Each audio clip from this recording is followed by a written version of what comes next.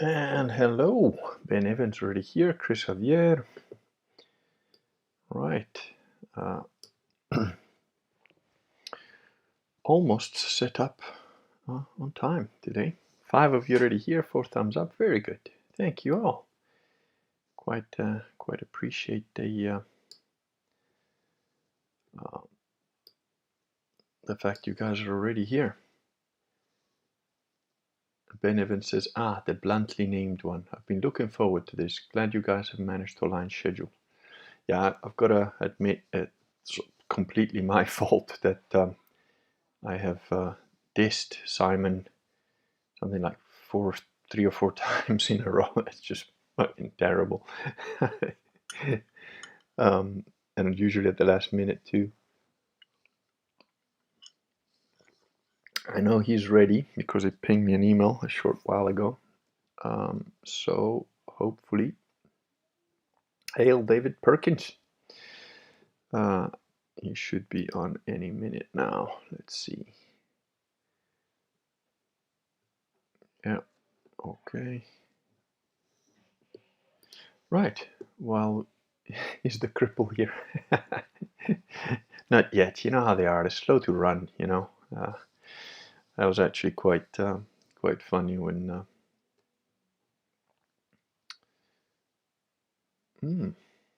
stream quality has been lowered because the internet connection is not fast enough.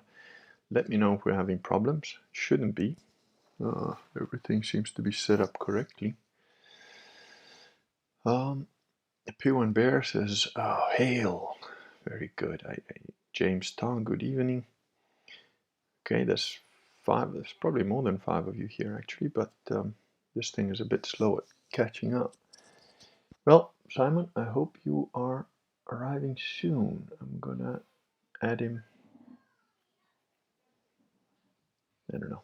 Maybe he has to run from one room to another, and that's the problem.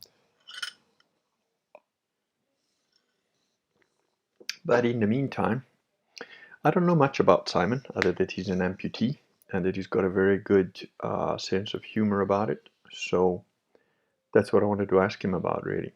But if you guys have any specific questions on other topics or whatever, do either hold them for a little bit later in the stream or fire them out now. And you know, it is of course an hour after the time that I'd scheduled with him because apparently Americans, like Australians, can't understand daylight saving time. Quite sad. Quite sad. I better never do some kind of conversion from the imperial to the metric, which also includes daylight saving times, because that would just blow them all out the water. Pew and Bear says, couldn't skip this one since I'm still up and I've missed several live streams. Well, thank you very much for staying up. It is happening an hour later than what I had organized. Actually, more than an hour later now. Simon, you're 2 minutes late. And after being an hour late. Well, I don't know. Maybe he's just taking his revenge for me dissing him a few times and he's going to do a no-show. So, I hope not. He does have the link, so let me just check that he hasn't run into some problems. Quickly look at the emails. Okay, no, we don't need that. We don't need that.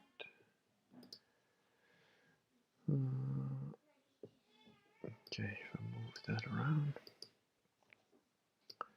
Yeah, no, I'm not sure what's going on. Oh well, let us continue.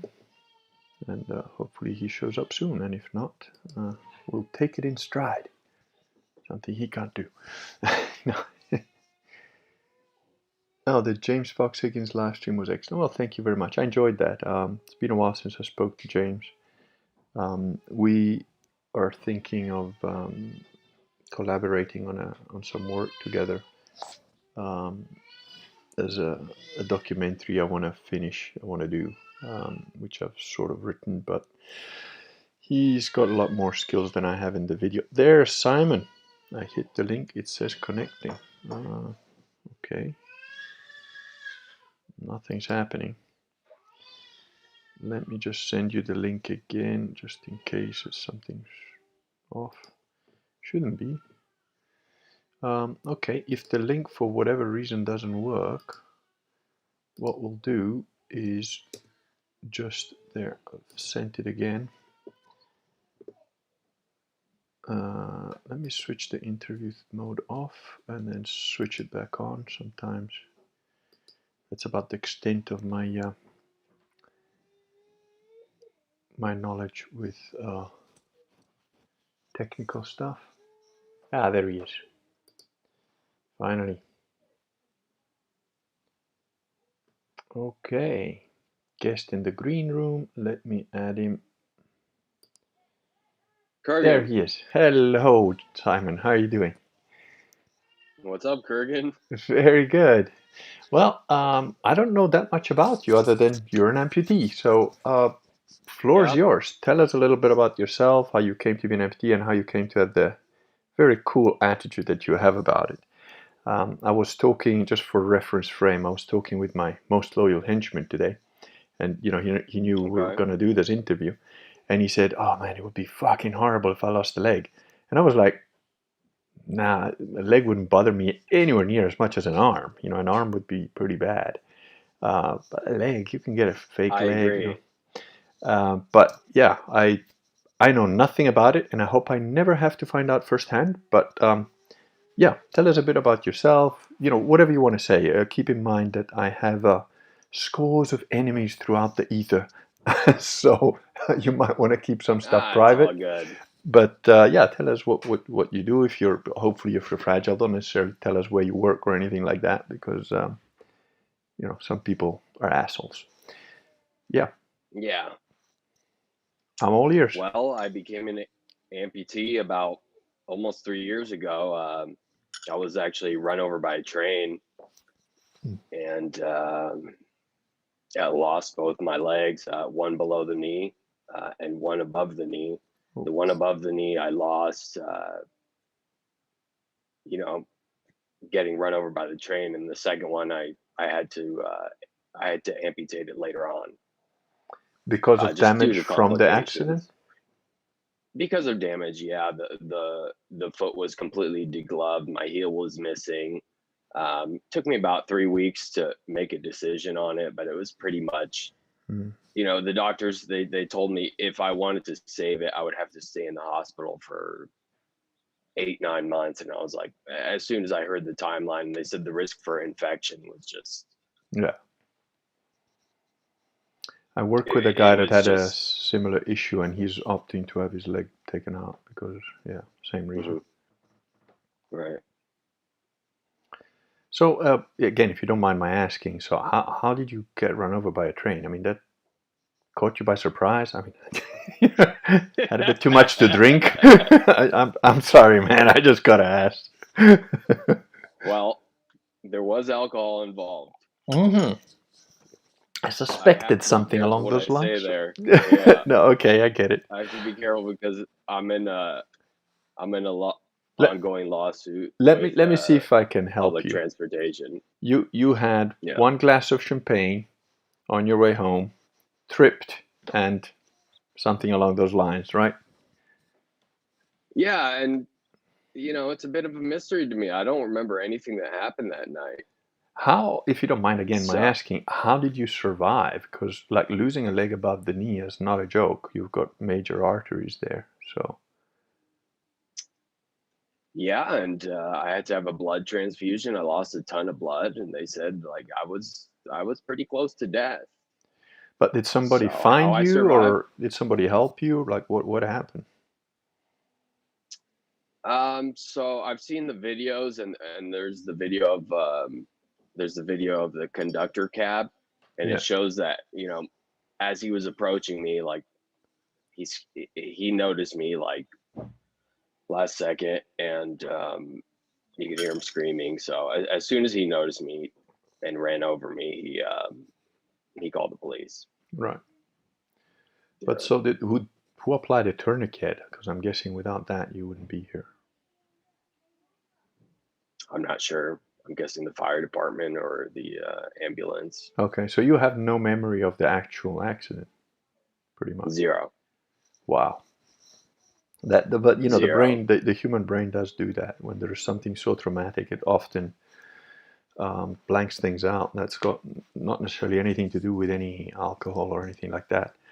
I've Right. come across it because, as you may know, I did clinical hypnosis for a while, and traumatic events have that effect on the human brain. It's kind of defense mechanism. It just sort of blocks it out until Yeah. sometimes forever, or sometimes until you're ready to, like, deal with it or whatever. But in that sort of instance, it tends to be, at least in my experience with people that have had similar things, quite a permanent sort of like, no, brain's just not going to go there. That's that sort of thing. And to be honest, there's no reason for the brain to really go there. You know. Yeah. And I did fall off like a 6 foot platform, and I hit my head and was knocked out like for Oh, right. 10 Okay. minutes before I even got run over by the train. So I was knocked out Right. before So it ever in happened. other so okay. That explains a bit. See, I was envisioning some rural country road where you just lay there for a while, but obviously, if there was people around, yeah. So now um, what I'm wondering is, your amount of felt pain. I'm guessing is relatively minor because you weren't awake when it happened, and you know, obviously, there's pain afterwards when you have that kind of level of injury, Right. but I'm guessing you woke up in hospital or something. Yeah, that's where I don't know. I woke up in more like a semi dreamlike state where it felt like I was in hell, to be honest, Yeah, and I wasn't fully conscious. yeah. If they gave you morphine, that's not an unusual occurrence. I had morphine when, for an operation I had when I broke a foot badly, and some people swear by morphine. Like, I that thing was the worst drug for me. It was just hellish. So Yeah. yeah, might have been that. Might have been a reaction to some of the drugs that you were given for the operations and so on. But yeah. Yeah, that's what it felt like. It felt like an eternity where I was just in this state, and I don't know. It's really difficult to describe, but Yeah, I don't think that kind of experience can be transferred to somebody unless they've had analogous sort of situations. I think I've had a right. couple where I can probably relate, although not that specific type of thing. But yeah, it's very difficult to get across. Good. So we've got that background. Now, tell us how you come to be what I personally consider a very positive attitude to. Sorry, phone is pinging away. To to your situation. Like a lot of people that lose both their legs would be like, "Oh, my life is over. I just have to euthanize myself." You strike me as a very, very positive individual. You've got a brilliant humorous attitude to, like, oh well, I'm a cripple now, sort of thing. It's I really no, I really respect that a lot. I think that's a fundamental attitude that I think is very rare, and unfortunately Yeah. very rare, because it's very necessary. So yeah, okay, maybe give us a little bit of background on where that comes from. Is it, again, I don't know, whether you're secular, whether you're a filthy Protestant, or being that you're on this channel, you're probably leaning a little bit, at least, towards Catholic. I'm hoping, but I don't know if that has anything to do with it, or if that's just incidental. I don't know.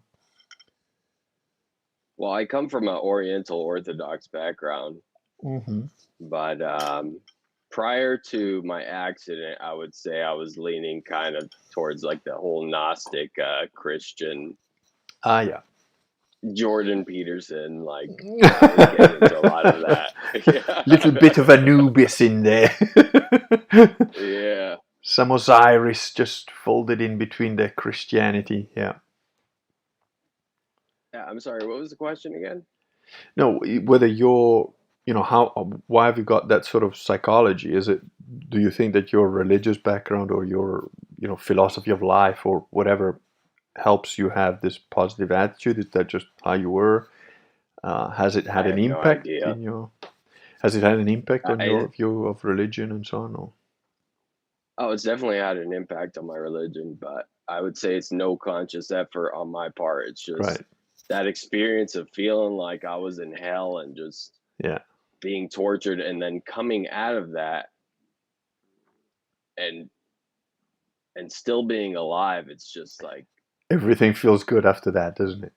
yeah, It's sort the of like, well, contrast between the two yeah, experiences. It's like yeah, there yeah, is no level yeah, there's no level of torment in the material realm that can compare to where yeah, I was at. yeah. So it's like, oh, thank you, God. Like, That I you've can given me relate to. another chance. Yeah. Absolutely, that I absolutely relate to. Yeah, no, that's so. Are you essentially still a Eastern Orthodox? Would you consider yourself that, or not really thought about it, or what? Well, I kind of lean towards that, Yeah. but I haven't gotten baptized or accepted into the church. Okay. And you've kind of kept me on that edge of like, I'm not sure what I'm gonna choose, to be honest. Yeah. No, I understand that line very well because when I first had my road to Damascus moment, which entailed about a week of no drugs, nothing, there was no reason other than pure mental torture. So that's why I can relate. I wouldn't wish that week I had on my worst enemy before I had this like experience that, very subjective, can't be explained, whatever, but subjective for others, but objective for Which me. I've read Believe, and I Oh, there see you you yeah. call it your road to Damascus moment, but you don't really go into, and I know it's very difficult to describe, but you don't really get into it much more than that. I'm Well, curious. the way it happened was, I think it was relating to my daughter and that, but I think I mentioned that in the Okay. book. But what happened? I did not sleep for a week, and unlike Jordan Peterson, I honestly did not sleep for a week. Now, there may be some people here that think that like, oh, did you drink a little bit of vinegar or something? No, there was no vinegar involved. Some people will tell you that it's impossible to not sleep for a week. I actually looked it up. I did some research on it because I thought, fuck, I can't. The actual record without drugs and that sort of thing is about 11 days. But after that, you start to lose your mind. You literally start to like degrade mentally and so on. And again, there's going to be people that say, oh, well, you hadn't slept for a week, so you're pretty close to fucking insane. So who knows? What happened to you was just coincidental bullshit. Um, the mental anguish of, the situation I was in, which was the, human being I loved most on earth and would do anything for, was basically taken away from me very abruptly, in a very nasty way, suddenly and so on. And I didn't even have the option of suicide because, well, I've got a daughter. So no matter what I have to go through, I have to stay alive because I eventually, even if it's 20 years from now, whatever, she'll come back. She'll look for me or I'll find her. And, things have got a lot better since I spent last Christmas with her and so on. But at the time, the mental torture was just too much. I had a very good friend of mine, a lady I went to high school with. And as soon as she heard what happened, she knows me quite well. She came to stay with me. She basically said, "No, I'm just going to sleep in your guest room, make sure that you're like, fed and your clothes are washed and so on." And, I'll forever be grateful to her for that sort of week where she just left me alone to do my thing, talk if I wanted to talk, which I didn't, just there to make sure I ate and stuff like that. And so I decided to go and see a film. About 5 days into it, when I still hadn't slept, about 5 days into it, I was just lying on, because obviously she would sleep normally and whatever, but I was just lying on my bed, like trying to sleep, and I couldn't. I was just like looking at the ceiling, and I remember the level of flat that I wouldn't even call it despair. It was beyond despair. It was like absolutely hopeless sort of situation. And I just put it out there like, well, I kind of never believed in anything much more than a hill of beans, but if there is a God, spirits, my ancestors, something out there that can help me, well, then please help me. But I said it just like that, in my own mind, like flat, no desire, no hope, no begging. It was like saying, yeah, it would be nice to have some salt on my food. If there was some salt, I'd get some salt. That level of emotional flatness. And 2 days later, I went to see this to try and distract my brain, because 2 days later I still hadn't slept a wink. So I thought, no, I need to do something, to like stop thinking about the situation. And went to see this film. I went to the nearest cinema, that walking distance from my place at the time. With my friend. And as we walked there, I just saw the two posters of what was showing, and I picked the poster that it had nothing on it. It had like Cloud Atlas, and it had also sorts of actors in it, like um, Halle Berry and Tom Hanks and a lot of Hugh Grant, all these guys. They were all in the poster in various different costumes, and I had no idea what it was about. Didn't know a clue what it was about. Didn't care. Went in, sat down, and just I was trying to let the movie distract me a bit, but really I wasn't paying attention to the film at all. It's a 3-hour Mhm. film which involves concepts of past lives, incarnation, all sorts of different kinds of love and whatever. And I just kind of let this thing go through me without trying to follow all the precision, because it's a very complex thing. Now, the funny thing is, later I told my now wife, but at the time, we weren't together or anything, and I told her about the film. She watched that film on her own about 3 or 4 times, and to the point where she had a spreadsheet of trying to link which character was which character in which life and how they related to the original and why. And I was like, she showed me this. So what do you think? And I was like, I don't know. I didn't do all of that. I have no clue. I just let it go in.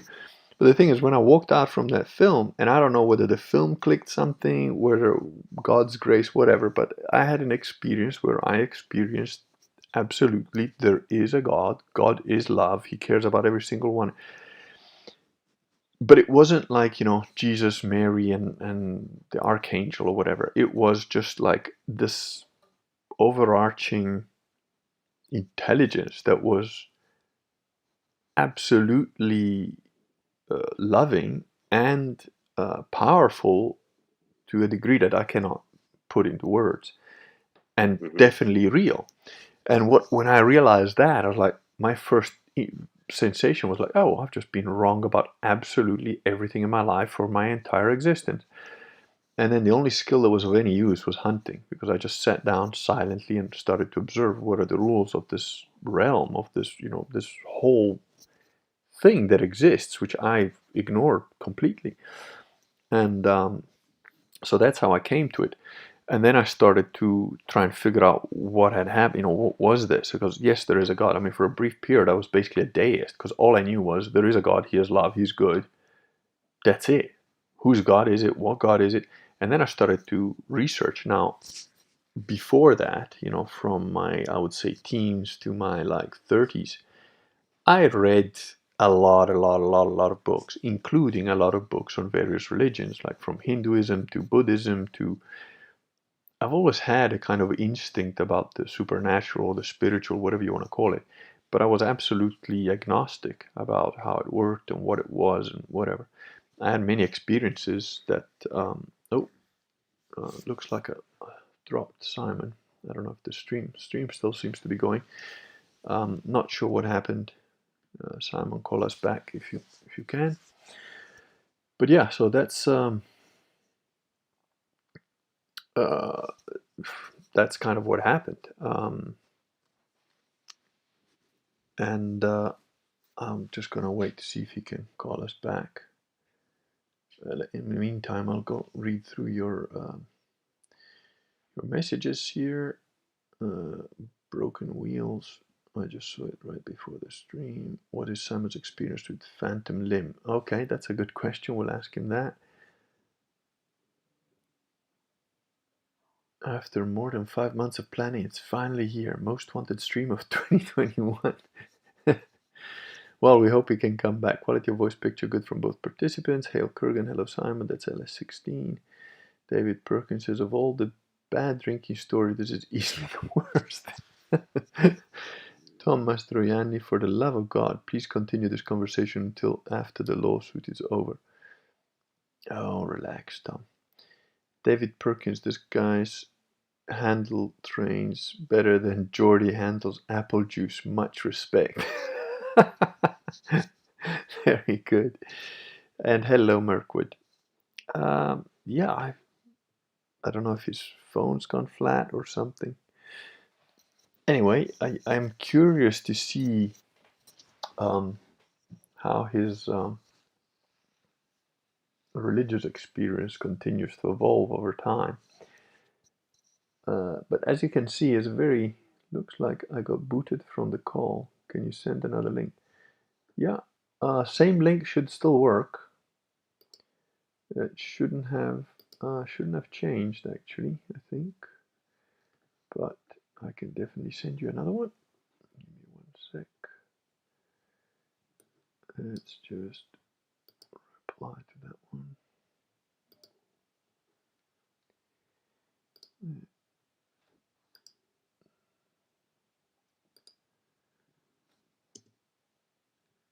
And send. Okay, that's gone out. I wonder if I have to possibly switch off and switch on again. Let me try that. There we go. The on and off has happened. It should still be the same link.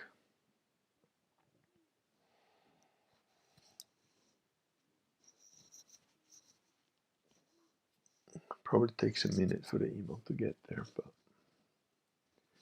anyway, yeah, I don't think the link changes. Yeah, old link is not letting you join. Okay, copied. Let me try that one again. But there we go. Okay. Oh, there you are. Yeah. Sorry, I don't know what happened. Sometimes it takes a minute for the link to work. I've learned that, but yeah, sorry. So that was basically my story, and then from that I started reading more and more about various different things, and I came across a book which I don't think I have. Oh yeah, I do. Actually, I think this is the first time I'm showing this. It's a brilliant book because, let me just put these back in so you don't get too much echo. This is the book that I came across that discussed, there you go, Myth and Ritual in Christianity by Alan Watts. Now, Alan Watts was a very interesting guy who did a lot of things, but I still remember it's on page 99. Now, funnily enough, this version of the book has got notes in it from the person who wrote Mary Poppins. But it's on page 99. And actually, if you have a second, I remember the page number from when I read it back then. I haven't read it again since, but it's on page sort of 98, 99. And here is, I'm not going to read the whole thing because it's like 2 pages, but I'm going to read a paragraph that is relevant. And it says, so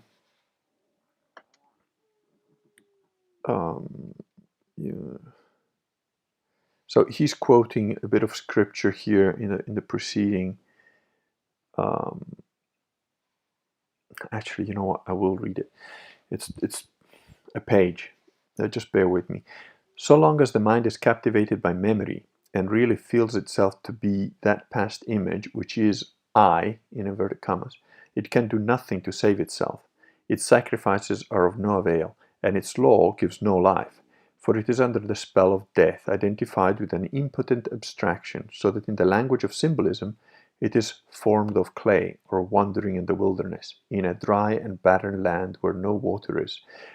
Now, having had this transition, I can absolutely tell you that that is correct. And under the spell, it remains hopelessly and helplessly captive, just as long as this dead image continues to give any illusion of life, so long as one thinks or feels that I is able to do anything in the way of a creative act. Therefore, the necessary condition for the miracle is the realization that this I can do nothing, the discovery of its real and inescapable captivity. The I must confess that it is mere dust, that there is no health in it, for liberation from the I is impossible so long as one retains any hope in its powers. While this hope persists, one is still under the spell of death, turned into a pillar of salt like Lot's wife, who looked behind on the way from Sodom. And then he quotes here, even thus shall it be in the day when the Son of Man is revealed. In that day, he that is in the field, let him likewise not return back. Remember Lot's wife. Whosoever shall seek to save his soul shall lose it. And that's from Luke 17:30-33.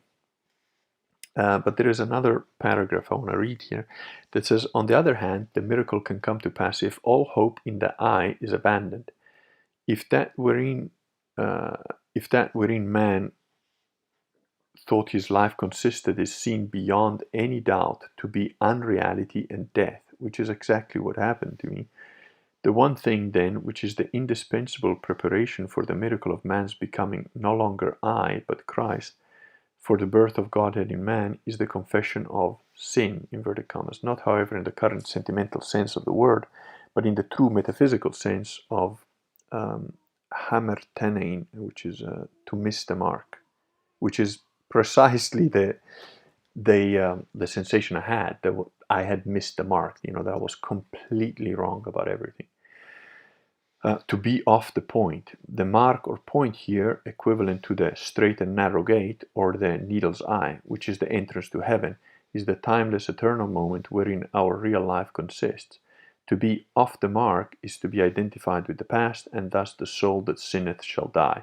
Repentance in dust and ashes is simply the clear admission that everything which I know and remember as myself is dead and can do nothing. The I which is the past can give no salvation from the past. So that was a pretty absolutely clear description of what I experienced. And, I've just read like one page of it, but there is a lot more in it. So in that point, I realized, okay, this guy sort of has described something that he understands as something that happens to certain people. And what kind of people, again, name of the book sort of gives it away, Myth and Ritual in Christianity. So I started to read the Bible. And then I started to read the Bible. Something else happened that was quite interesting, which is I'd tried to read the Bible. I had read parts of the Bible before, even more than 20 years earlier when I wrote the Face on Mars. You'll see there's references to the Bible in there. But rereading it, it was an absolutely new experience. It was like reading the same passage. I was like, oh, wait a minute. This doesn't just mean what I thought it meant. This means another 3 different things. And also it points out to that other thing, which, don't I remember that from having read that passage? And then I go and check it. Oh, yeah, it is. It was just mind-blowing. It's like somebody had unlocked the key of like how to actually read the Bible and what it means. It was incredible. And in reading that, I realized all my preconceived ideas that I had about Catholicism, the Bible, Jesus, whatever, which are essentially an agglomeration of the zeitgeist of TV, books, and other crap that just fills your head with lies, had nothing to do with what's in that book. You just read that book and it's like, oh, wow. And then from that point, it was like, okay, so the Christian God seems to be the closest thing to what I experienced. Now, which Christian God? And again, if you actually just read, you don't even have to read the whole Bible, just read the New Testament. And immediately Protestantism looks absolutely retarded, completely wrong. And clearly Protestants do not read their Bible. They haven't got a clue. They just cherry pick here and there to try and, create the mosaic of their LGBT rainbow warrior Christianity that they want to fit to. Yeah. And then it was like Orthodox or Catholic is what's left. I didn't know any Copts, and it was pretty far away. And to go into Coptic land, you're probably going to get killed anyway. So I was kind of like, all right, let's just leave that one aside for a second. Let's look at these two. And I had a lot of Russian Orthodox friends from training in Systema, and having gone to Russia, like having mates there, like around the world. So, and I quite like the Russian attitude to spirituality. It's very practical. It's very, So I was originally very attracted to Orthodoxy, but then I started to read into it because I was like, well, it can't be both. It's got to be one or the other. Um, Again, if you read the Bible, it's pretty clear that it's one church. So which one is it? It obviously can't be anything to do with Protestantism, so it's got to be either Copts, Orthodox, or Catholics. Now, the Copts and the Orthodox have more similarities with each other than Catholicism.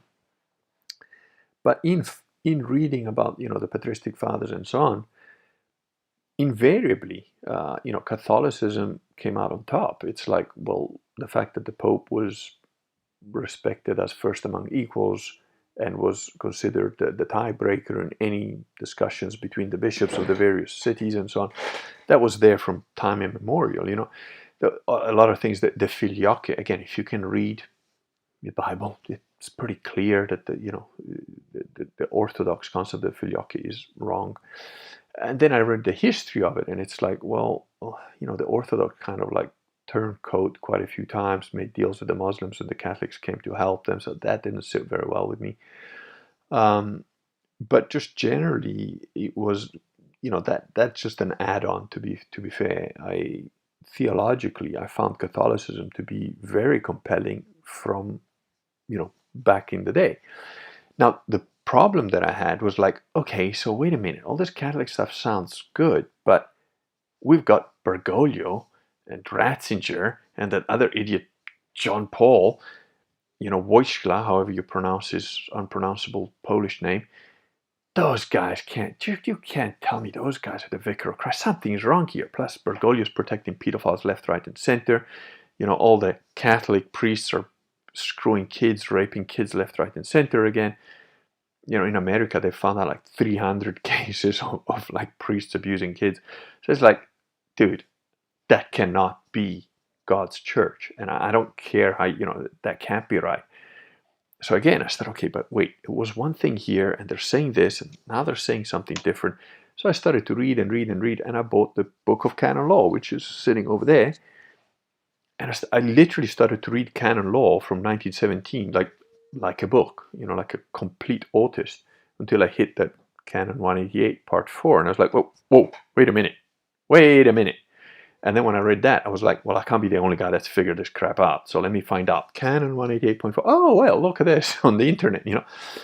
I'm pretty retarded with stuff like that, even with my loyal henchmen. Sometimes I'm like, well, how the hell do we do this? Or, I don't know, crap thing about like, trimming olive trees, or like what you got to do to, like, well, why don't we just Google it? I'm like, oh yeah, Google exists. Yeah. I am pretty stupid in that sense sometimes. It just never occurred to me to even look online for stuff like that, because the internet is that like stuff that's not really part of reality. And then I found these priests that the sedevacantist priests or the sedeprivationist priests or whatever. I got in touch with them. I started to attend their masses, obviously not as a participant because I wasn't baptized or anything, but I started talking with them, and I was like, oh, wait, these are priests. These are priests. These guys do not mince their words. I mean, they're like hardcore priests.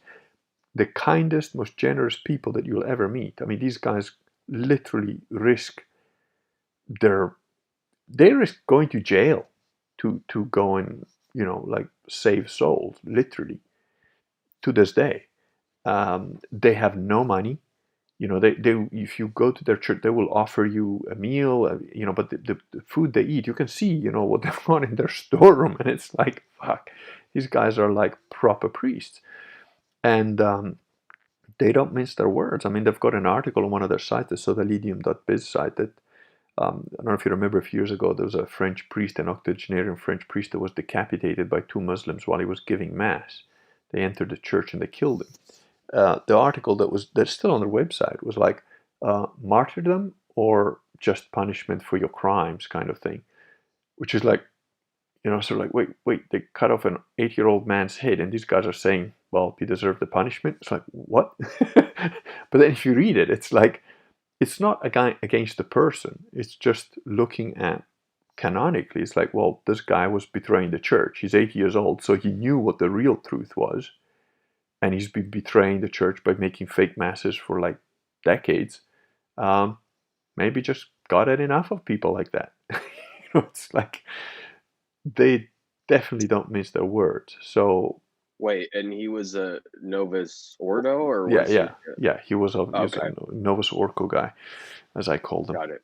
Yeah. So and then again, if you read the canon law and you read the Catechism of Trent, you read what the actual Catholic Church was, and you look at what happened in Vatican II, and as I'm sure you're aware, I've written a thick book about where I identify at least a couple of direct heresies in every one of the Vatican II documents except for Inter Mirifica, which is the only one that doesn't have direct heresy, because it was the one that said, oh, we should spread this gospel throughout the world by all means of technology possible.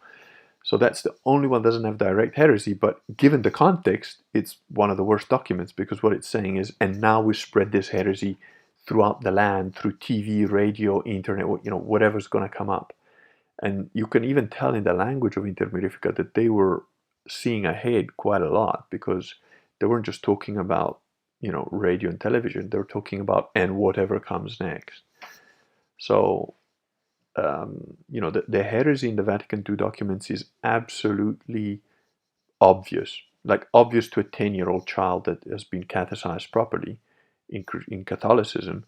They will know if they read one of those documents, like, oh, well, that's a lie. That's the opposite of what should be. So then that made perfect sense to me, like, oh, Catholicism actually does work. It's just these guys took it over, pretend to be Catholics, use the name, and they call themselves Catholics, but they're actual Satanists. They're Freemasons. It was a Freemasonic and Protestant plot, put together also by, in large part, also by a Jewish contingent. I go into details of this in the book, but so yeah. And the other thing that I can tell you is that the sedevacantists that I have met since that time, because it still took me, even when I discovered this, I still took some years of hardcore reading and studying and stuff before I decided to get baptized. And I got baptized together with my now wife. We weren't married at the time. We got confirmed and married by the same priest. He's baptized our kids. And since then we've met other sedevacantists, and I've now gone to mass here in Italy, and I've made the first contact with the priest here. Again, another battle-hardened, hardcore guy. Even his sermon was brilliant, and the people outside, all sorts. From the meek little guy with spectacles to a guy that's like got 4 kids and making more, and he's only probably 30. And looks like he's just walked out of some, I don't know, random mugging / fight, but he's a hardcore Catholic. Now the community that these people form and the level of loyalty that they have is something I have not experienced. I was actually on the phone with Vox a few minutes before this, and I was just telling him I've worked as a bodyguard, I've worked in martial arts, I've done situations where life and death stuff does happen. And you do get 1 or 2 guys that are absolutely loyal, but to get a whole group of people from completely different backgrounds, completely different psychologies, completely different philosophies of how to approach problems, that work on that level of really strong community I've just never seen it before, So it's there is something absolutely true and real in that respect, because it plays out in the real world. It's not just a theory on the internet type of thing, Like another thing that I think about the Orthodox, there's quite a big Orthodox movement in America, And I think it's a little bit partly the attraction of Russian Orthodox, Greek Orthodox. It's moving away from the secularism of America to a certain extent. But also there's quite a bit of, shall we say, the trappings of history, or the trappings of a culture that has got an ancient culture. And so, like, on average, Americans, their history is like 200 years old or whatever, a couple hundred years old. And they don't have that sort of background. So there is an attractive aspect to that. And there is quite a bit of pomp and, in both Catholicism and Orthodoxy, but in Orthodoxy a little bit more, I would say. There's more icons. Their churches are covered in all sorts of stuff. So are a lot of Catholic churches, mind you, but there's a certain attraction to it. It doesn't have the connotation of pedophilia that gets attached to Catholicism, because they haven't been as infiltrated, or rather, they've been infiltrated in a different way. There's a more economic, political thing. In Catholicism, it's more literally, yes, of course, political and economic thing, but there's actual spiritual intent there to try and destroy the church. That is ultimately their aim. Um, so I could see how it's very attractive, but ultimately for me, it doesn't matter how something looks. What matters to me is it true? And I will always go Right. with whatever is truer will win over whether what's popular or what's. I've had people email me telling me, "Well, you can't be right, because if you're right, that means there's only so many churches left, and maybe I don't have one very close to me, and so I'm going to become Orthodox because there's a lot more of them, and I can have a bit more social interaction with." I'm like, well, why don't you just join the Hindus then? There's more of them. Or why don't you just become a Taoist for 2 billion Chinese? Sure, you can find a Chinese guy next to you somewhere. It's like, what the hell? It's, yeah, I know 2 plus 2 is 4, but everybody says it's 6, and I just want to be the crowd. What? That's how you base your philosophy of life? Well, to me, you don't count at all then. So, well, that's where I'm at. I'm sorry, man. I've talked a lot. I'm not. I'd like to keep quiet and you tell us stuff. I want to find out about you and your psychology and your religion and so on. Oh, one of the questions I read while you were offline was, what's been your experience with phantom limb? So that was one of the guys asked that. Oh, it's terrible. It's been one of the biggest issues is the phantom limb pain. Yeah. There's one issue I have where it feels like two of my toes are crossed over like this, Oh. and it's just Well, I'll give you a bit of advice. terrible. I read part of the hypnosis training that I did. I read that they've done experiments with people that have lost limbs, where they put a mirror. In your case, Hmm. it's kind of fucked up because you've lost both legs. But they put a mirror where you can see one of the limbs, the limb that's left, the arm or the leg or whatever. And then the person looks in the mirror so they can, as if they could see the other leg. And then they do whatever, crinkle their toes or whatever, which again, in your case, is a bastard because, but I don't know, maybe you could do it with a prosthetic leg or something. And apparently the phantom limb thing goes away. Um, Yeah, that was actually recommended to me by my physical therapist, and it works to a degree. okay. It'll bring the sensation down a couple notches. But at this point, it's been 3 years, and it's not as bad as it was the first Yeah, year. I'd say the first year was pretty bad. yeah. And how do you go about your life? I mean, are you you've got prosthetic limbs now, or are you in a wheelchair? How does Yeah, that work? Okay. So how long did it yeah, I take? got prosthetic. You can walk around normal and that? Well, right now I'm kind of dealing with a knee injury on my below uh Yeah. knee amputation, so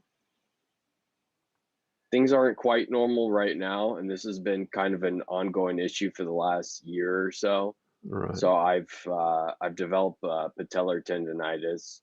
Oh, It sucks. yeah. Basically, after my injury, um,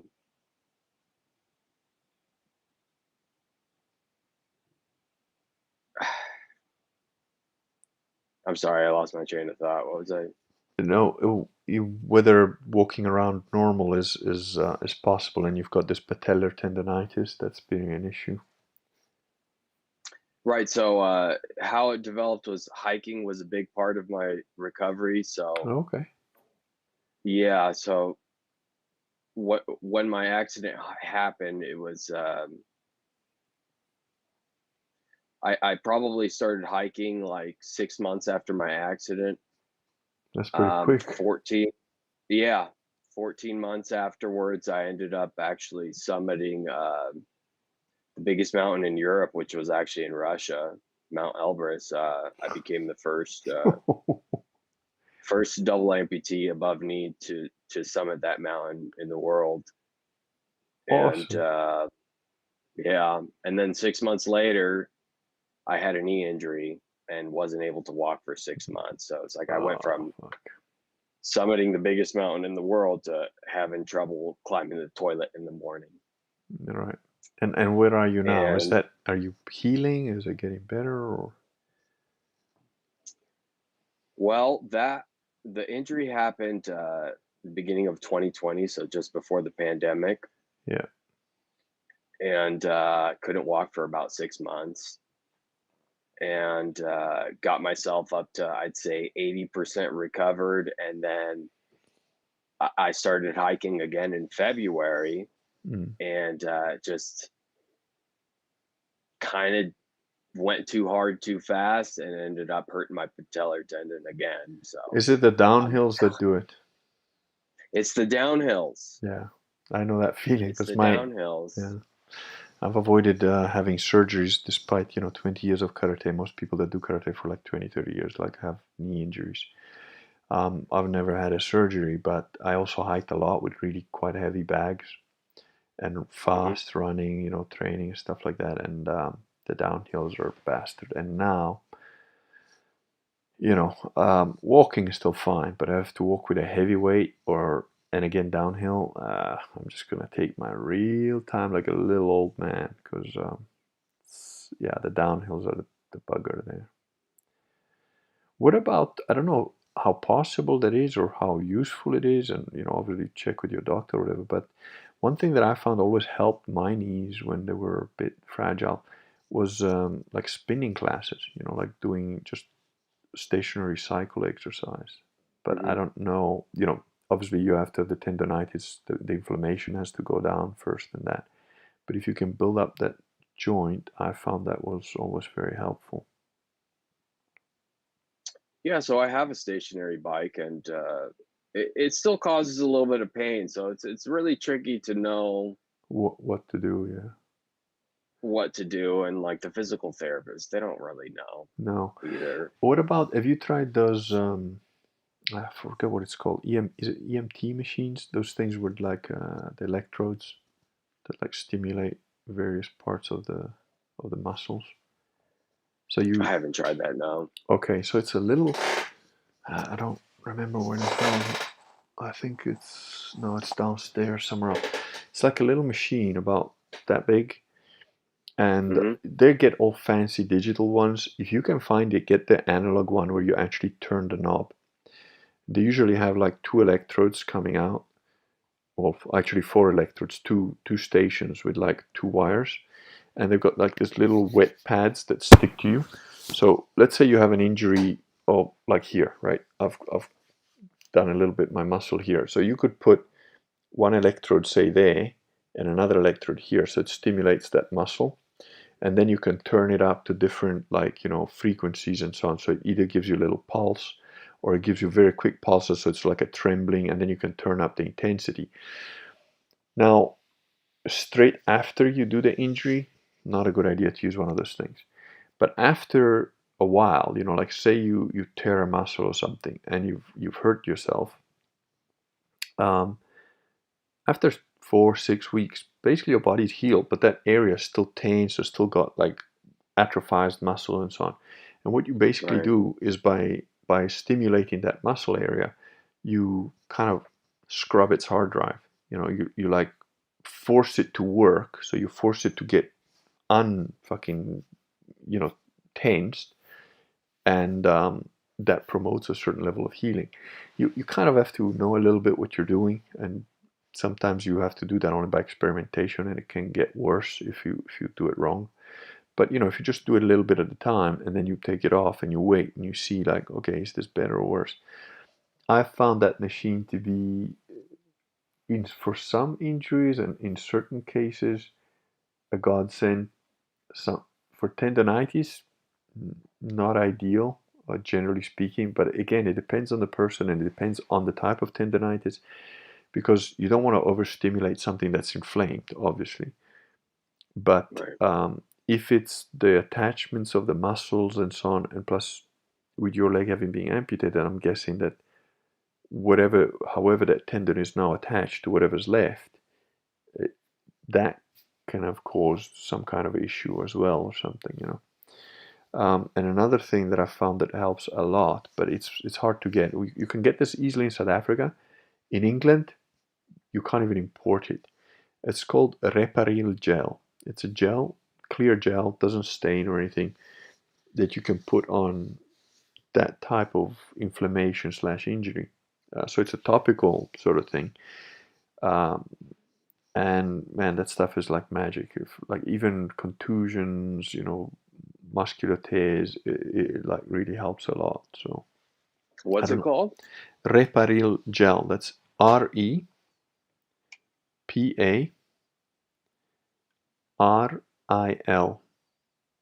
gel. I'm sure if you Google it, something will come up. In South Africa, they definitely sell it. Maybe there's a way you can get it.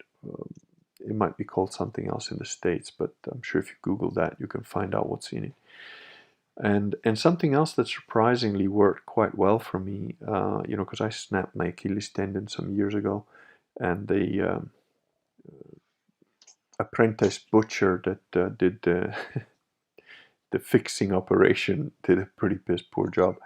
So I had to do a lot of my own physio to get it back to normal, let's say. But sometimes it cramps up a little bit. And my wife actually found this magnesium. You're supposed to take magnesium for like cramping and whatever. And I always forget to do it. But she got this spray, like again, a topical spray of magnesium, which I swear to God, when she gave it to me, I was like, what hippie bullshit? Why don't you just give me some essential oils? I was like, fuck, this is just not going to work. But I sprayed it on and massaged it in out of almost desperation because I'd run out of Reparil gel and whatever.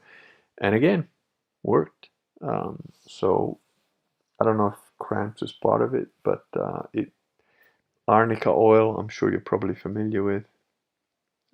Again, for tendonitis injuries. In some cases, arnica oil, when I massage like the injured area with the arnica oil, it's just like my skin just like absorbs it, like it obviously needs it or something. I don't know. And it does have an effect. So sometimes you've got to play with all of these things at once, to see what works best. Combinations of them sometimes work very well.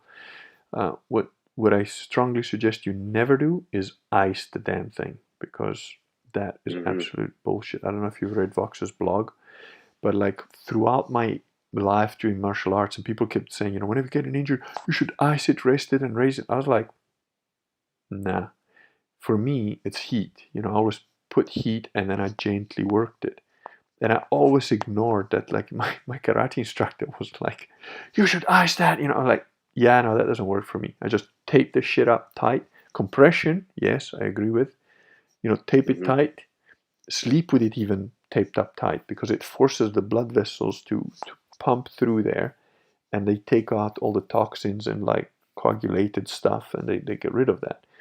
So tape it up tight, heat, like heat packs, hot water, hot bath, massage, oil, and move it. Try and gently. Sometimes it's passive movement. If you can get a girlfriend or whatever to like massage it for you, it's always better. Especially down there in the leg, they can work their way up, whatever. But I'm just saying, massage all the legs, all three. But it's sometimes it's better if somebody else does the massage, because when you're trying to do it yourself, you tense some muscles, you have some level of tension. if you can just lie back and ignore it and somebody else manipulates it and they kind of a little bit sensitive, that can also help a lot with knee injuries. There is also a guy, I might want to write this down, a guy called Bill Parravano, and he might eventually watch the stream. Actually, I'm banned from Facebook for another 30 days or whatever. In a group called the Fats Are Angry, I called somebody fat. So you could see I'd be banned. But the guy's name is Bill Parravano, P-A-R Okay. A-V A, AE. P-A. So I'll start again. P-A-R-A-V-A-N-O. Okay. Maybe double O. But Oh, also if that's you weird. I heard a L instead of a V yeah, no, when you first said Parravano. the And name. he Okay. advertises himself as the knee pain guru. And I know the guy personally because I met him in Canada when we're training together and stuff.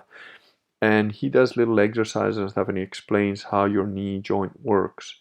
Um, it does work. Some of the stuff that he does is instant. Like, you have to get somebody else to like pull your legs. So like you have a knee injury, but you lie down and you get somebody else to pull the knee joint for you. So you totally relaxed and they move it for you.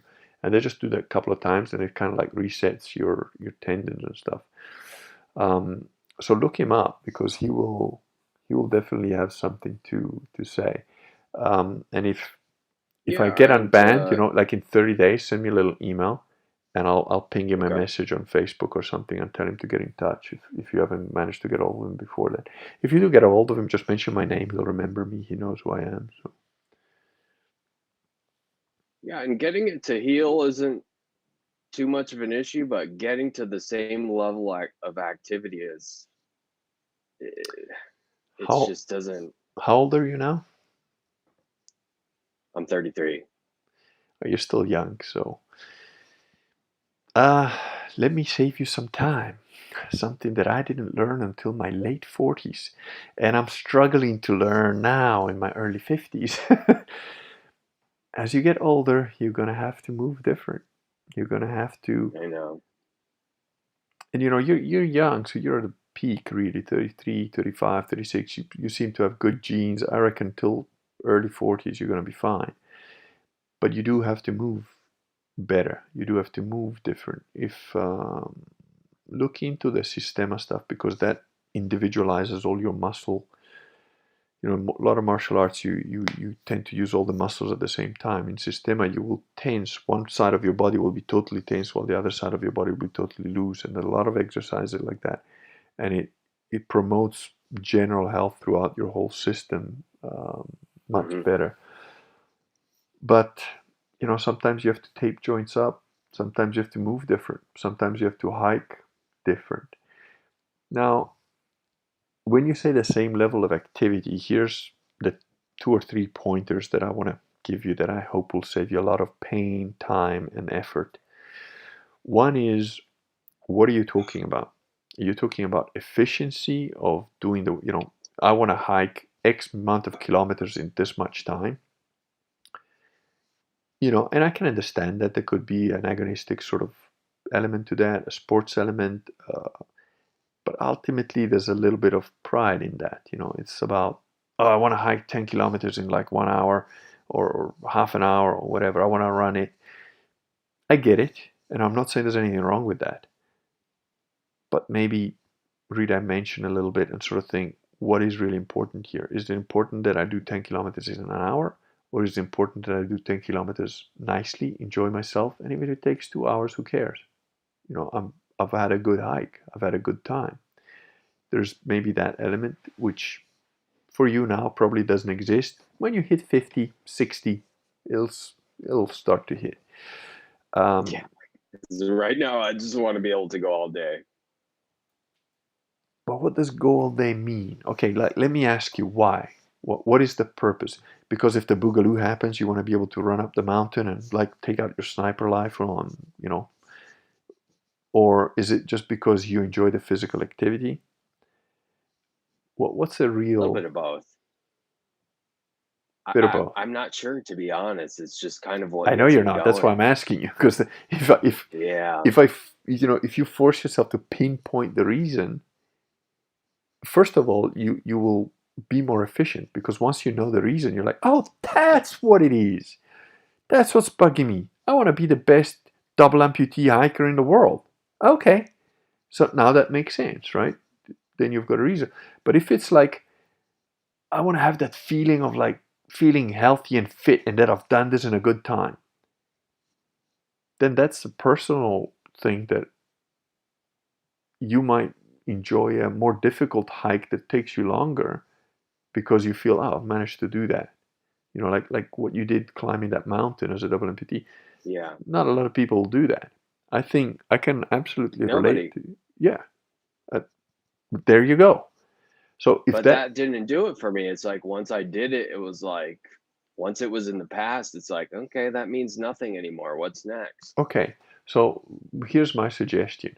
Figure out what other things you can do or you're not supposed to be able to do that you can do or that you will be able to find a way to do even with the injury, right? Like one of the biggest lessons I learned in martial arts was like I used to get a lot of injuries because I'm a bit headstrong and I wasn't going to bend to the, oh, I'll just pretend to be like beaten down. Like, nah, I can still move. I don't care. I got a broken rib. It's okay. I got a broken nose. Okay, I've got my lip broken. I can still fight. Fuck you. I'm not. So you get a lot of injuries. And I was like, at one point with my instructor, I was, I had a competition the next day, and I had one functioning hand. Basically, I had like broken toes and bent ribs. It was like a mess, basically. And I'm like, man, I don't know how to keep going like this. I keep getting destroyed. And he goes, like, what do you do about injuries? And he looked at me like I was retarded. And he goes, you train with injuries. You just work around them. Yep. And that competition I had the next day, I won. I came first. Because at that point, when I went into that competition, because of what he said, I was like, I wasn't trying to win. I was just like trying to stay alive and not get hurt. And as a result of that, I won the competition because like I was dodging everything, moving properly, punching straight. It was just like, whoa, that made a difference. So yes, you have an injury. Uh, Manage it. Don't be stupid about it because you'll just go backwards otherwise. But there's usually 10 different ways of doing any one thing. So you know, it, precisely, right? I mean, I've got both my legs, and if you told me, "Oh, you got to climb them," I'd be like, "Fuck it, I don't like mountains." That sounds like a lot of work. Yeah, I just rather go to the beach. And then there's a guy that doesn't have legs who just does it, and then when he's done it, it's like, yeah, that wasn't much. That was nothing. So put things in perspective. You've got a very, very good attitude, and I could see how that would be pretty inspirational to other people that have that, maybe lost a limb or something. So I could see the benefit of doing that, not just for yourself, but even for other people. But there's always a way around it, that there's a way you can do stuff. So my advice would be do not in any way, shape, or form neglect your injury, like look after it, but also cheat, work your way around it. It's like, Yeah. if you can't run with your legs straight all the time, cheat. Go sideways. Walk downhill backwards because maybe that helps your knee, or. Actually, walking backwards has been a big part of my recovery. It's been Yeah, something I've discovered that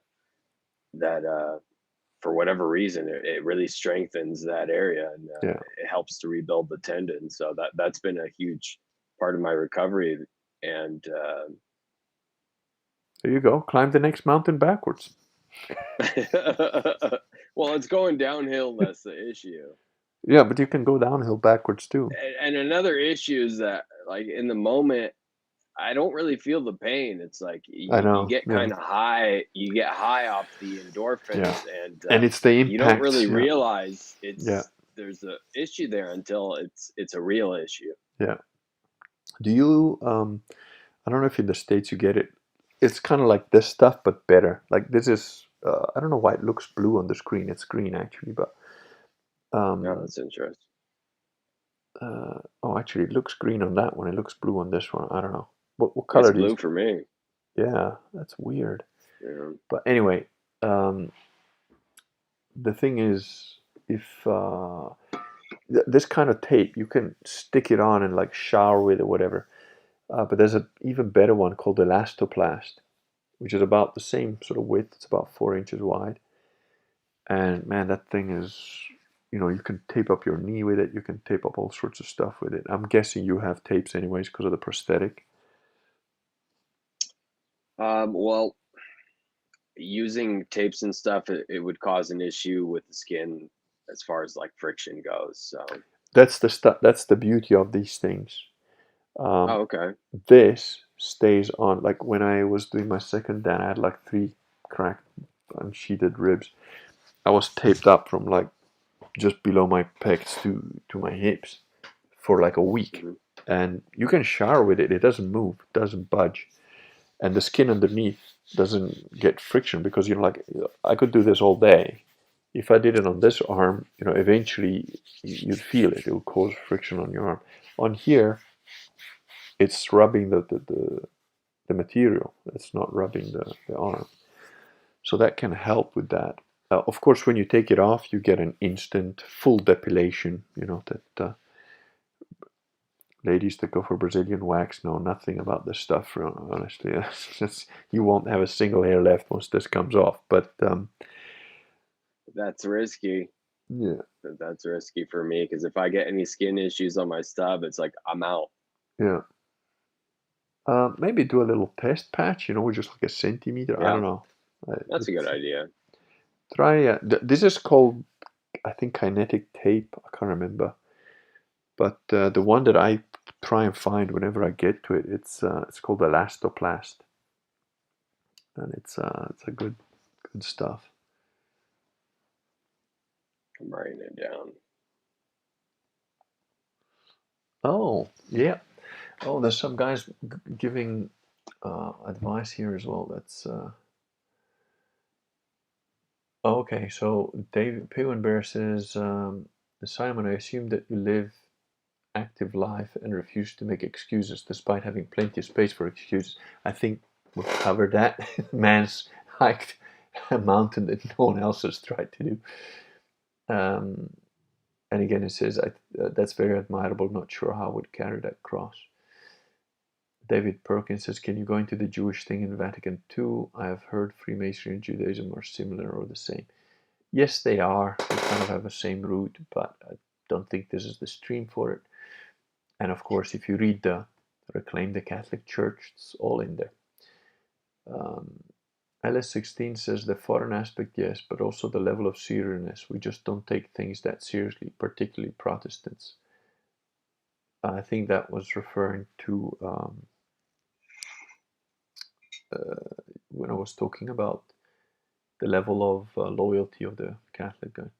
And Pew and Bear says, try horse ointment, pharmacist original. Now that makes sense to me because that Reparil gel has got an Hmm. element of something that I think comes from horse chestnut.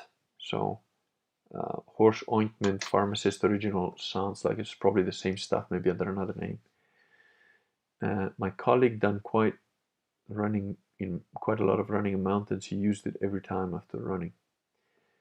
And Chris says, can you later do a stream on the history of Systema? Again, covered that in the book, but yeah, maybe. You want to see a picture of me on the tracks? Yes. Let's see if you can see this. Oh, that's not good. Yeah, So the interesting thing is like I fell forward, but if you look at me, my head is facing the platform. yeah. Oh, that's just perfect to get your leg cut off, really. I mean, ooh, that looks like one of those like, old black and white films. There you go. That's me on top of Mount Elbrus. Oh, what does it say there? The Heroes Project. So the Heroes Project rehabilitates wounded veterans. I Oh, was the okay. first I was the first civilian they took on board. Here's a picture of the left leg before it got amputated. Oh, yeah, that's not good. Yeah, yeah, I don't think that was very salvageable. Oh, oh, LS16 Heinz I G. honestly, it was covered the entire time, so I didn't know that this was what was going on under the cover. Like Yeah, they try if you they look try to at it, keep that shit from you generally in hospitals when they see that yeah, they're and kind I of like, yeah, noticed just like put up the screen. Yeah, after a week, I was able to move my toes a little bit, so I'm like, oh, okay, things are going good. And then when they took off the bandage, I was like, oh, okay, no, yeah. No, let's get rid of it. LS16 Heinz G says, dude came out the other side of a fight with a train, climbed a mountain, and said, nah, I want more. I want him on my large ice-dwelling team in Roblox. Roblox is another euphemism for in what's that other game?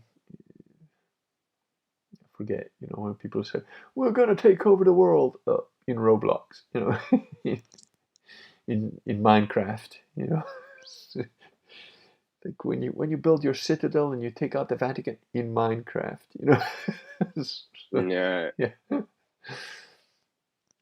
Pure and Bear says about system. I've noticed some worm-tongued taunts on Social Galactic about it. See no real reason behind it. Any martial art is better than none. Oh yeah, some fucking idiot in Switzerland who just kept talking crap and called me a liar. And I said, okay, where's your gym? And he said, oh, I'm here and whatever. I said, all right, when it next suits, I'll come there. And then he's like, kept going, oh, where are you? Aren't you coming? I'm like, dude, I've got better shit to do. But, I was supposed to do a trip to Switzerland and that didn't pan out. Like, if you think you're the first thing in my life, forget it. But tell you what, you can come see me anytime you want. I'll tell you where I am. You can come here whenever you like. You're like, oh, that wasn't the deal. I tell you what, since you're such a homosexual, I'll pay for your trip to come here. It's gone very quiet since then. It's like, that wasn't the deal. The deal was you come here. I'm like, yeah, whatever, fag. But yeah, you better hope I don't have a trip to Switzerland anytime soon. Him and his little hunchback henchman or whatever. But yeah, whatever. I ignore that shit. Doesn't do anything to me. Why are these people in my life? There's nothing. And clearly don't know a damn thing about Sistema because they're also going on about, oh, Sistema's all bullshit. All these people that say that stuff about Sistema, not a single one of them has faced up to any of the decent instructors of Sistema around the world. Not one. I mean, I've known lifelong martial artists of Brazilian Jiu Jitsu, of Karate, people that I wouldn't have want to have tangled with even after doing Sistema for a couple of years. I'd still be like, oh, those guys are like scary fuckers. Those guys will go to the people that trained me and get their ass handed to them like the way I'll handle like a 12-year-old.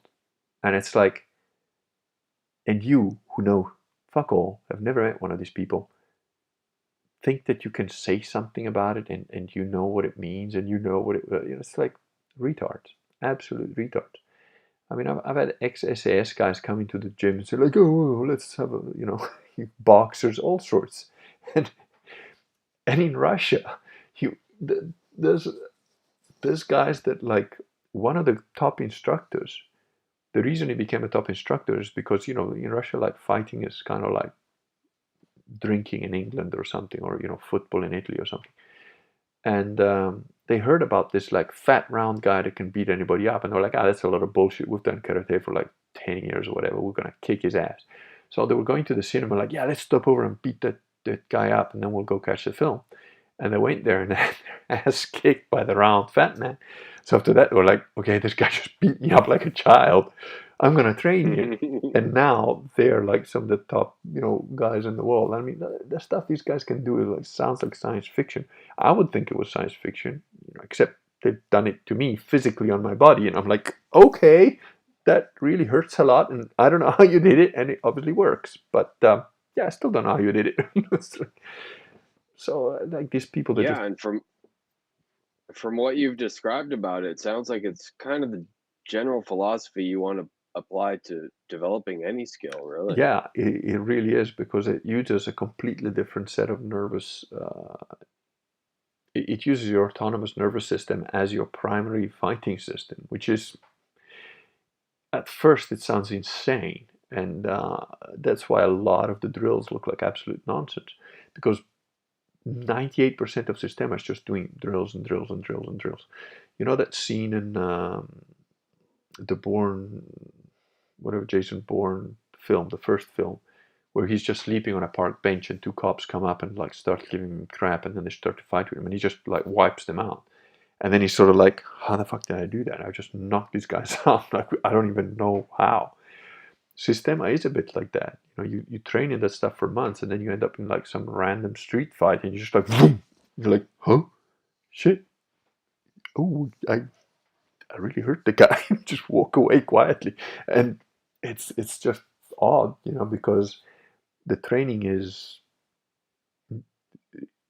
acting on your unconscious nervous system rather than your conscious nervous system. You know, in karate, you know what you're doing. You're gonna like punch this guy. You've got an idea in your head. In Sistema, you don't even really know what you're gonna do because your body is gonna do it for you, sort of thing. It's a very different Right. idea. In a sense, it's like you're just programming your Yeah, that's all the training is. The training is for you to stay relaxed under weird, fucked up conditions. So a lot of the training is there's quite a bit of psychology in it. The hits, you know, you just take the hits. You just like have to kind of find a way to like take a punch that's like would wind most people. I mean, like I had a pretty big problem, you know, taking a hit to my solar plexus because well, it's a pretty you don't really want to get hit hard in the solar plexus, and I had been hit hard several times through training, whatever. So I was really skittish about getting hit there, and eventually one of the guys that I was training with, who was better than me, you know, said, "Look, you got to get rid of this like fear thing. So we just got to work that area until it goes away." And he had enough training to like punch me just enough that was at the limit of what my body could handle and my brain. And it was like, oh shit, okay, I didn't like that. It was like, okay, another one, and that we spent an hour basically me getting clocked in the solar plexus, which was absolutely unpleasant, very not fun. But after that, I didn't have a, you know, that skittishness was gone. And later when I went to Canada and I met up with what's his name, Emmanuel Manolakis, a Greek guy who's been doing Systema, one of the top instructors for a long time. And you know, despite the fact that in Systema you basically take the hit, you just use your body to like divert the energy from it, sort of thing. I was like, look, I still don't like getting hit. You know, I know that's like kind of my weak spot, and like I'm not sure how to fix it. I'm not sure what I'm doing wrong. And he goes, no, no, no, you're not bad at it. It's just your psychology has been not trained to it because of the karate that you did. And I was like, well, what do you mean? But look, I'll give you an example. Um, I want you to stand there, and I'm gonna hit you. Now you're not allowed to block me, hit me first, or whatever. Okay, I'm gonna clock you. I'm gonna punch you pretty hard. You know, I'm not gonna break anything, but it's gonna hurt. But I want you to react to this punch as if you're protecting an empty parking lot.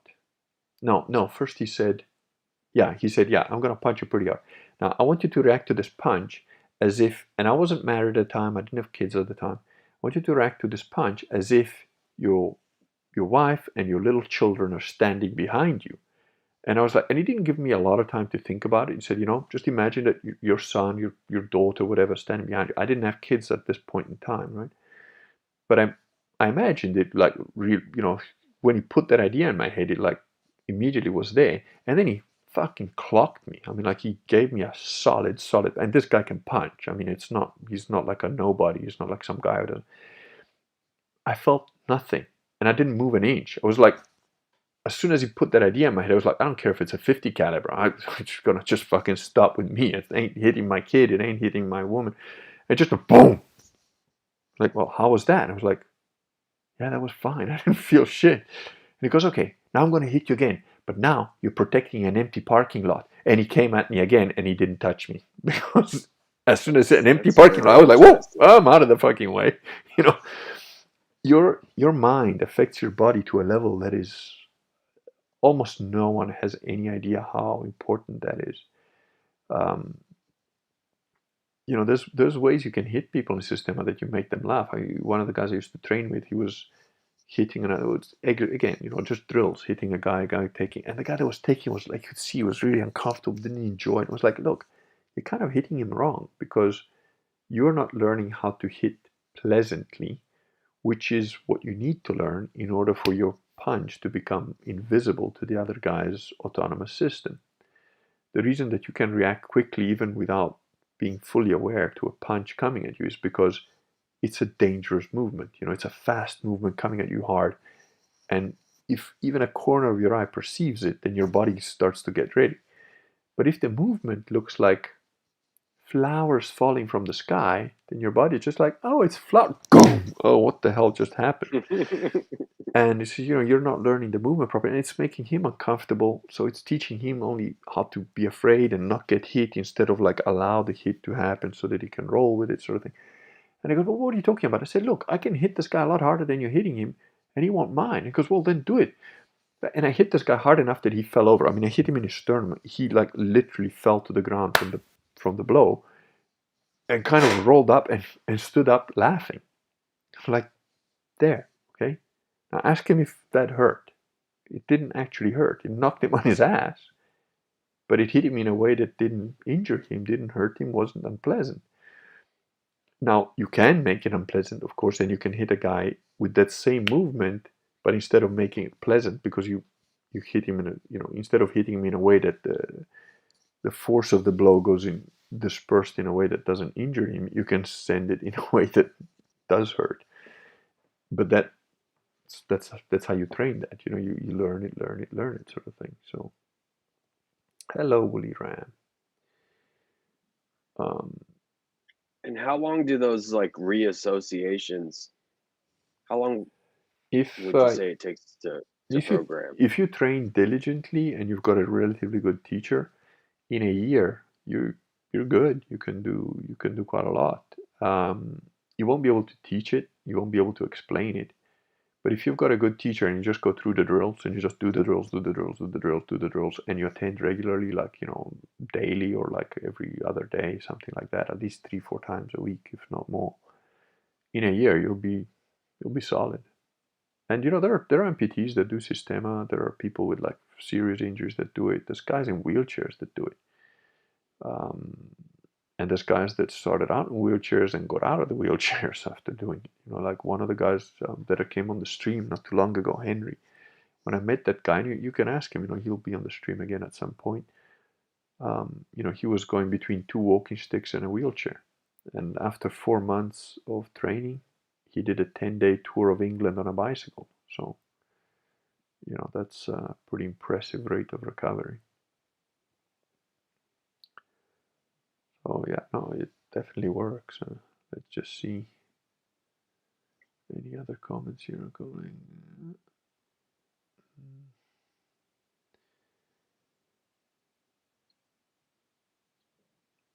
Oh, So should I get your Systema book?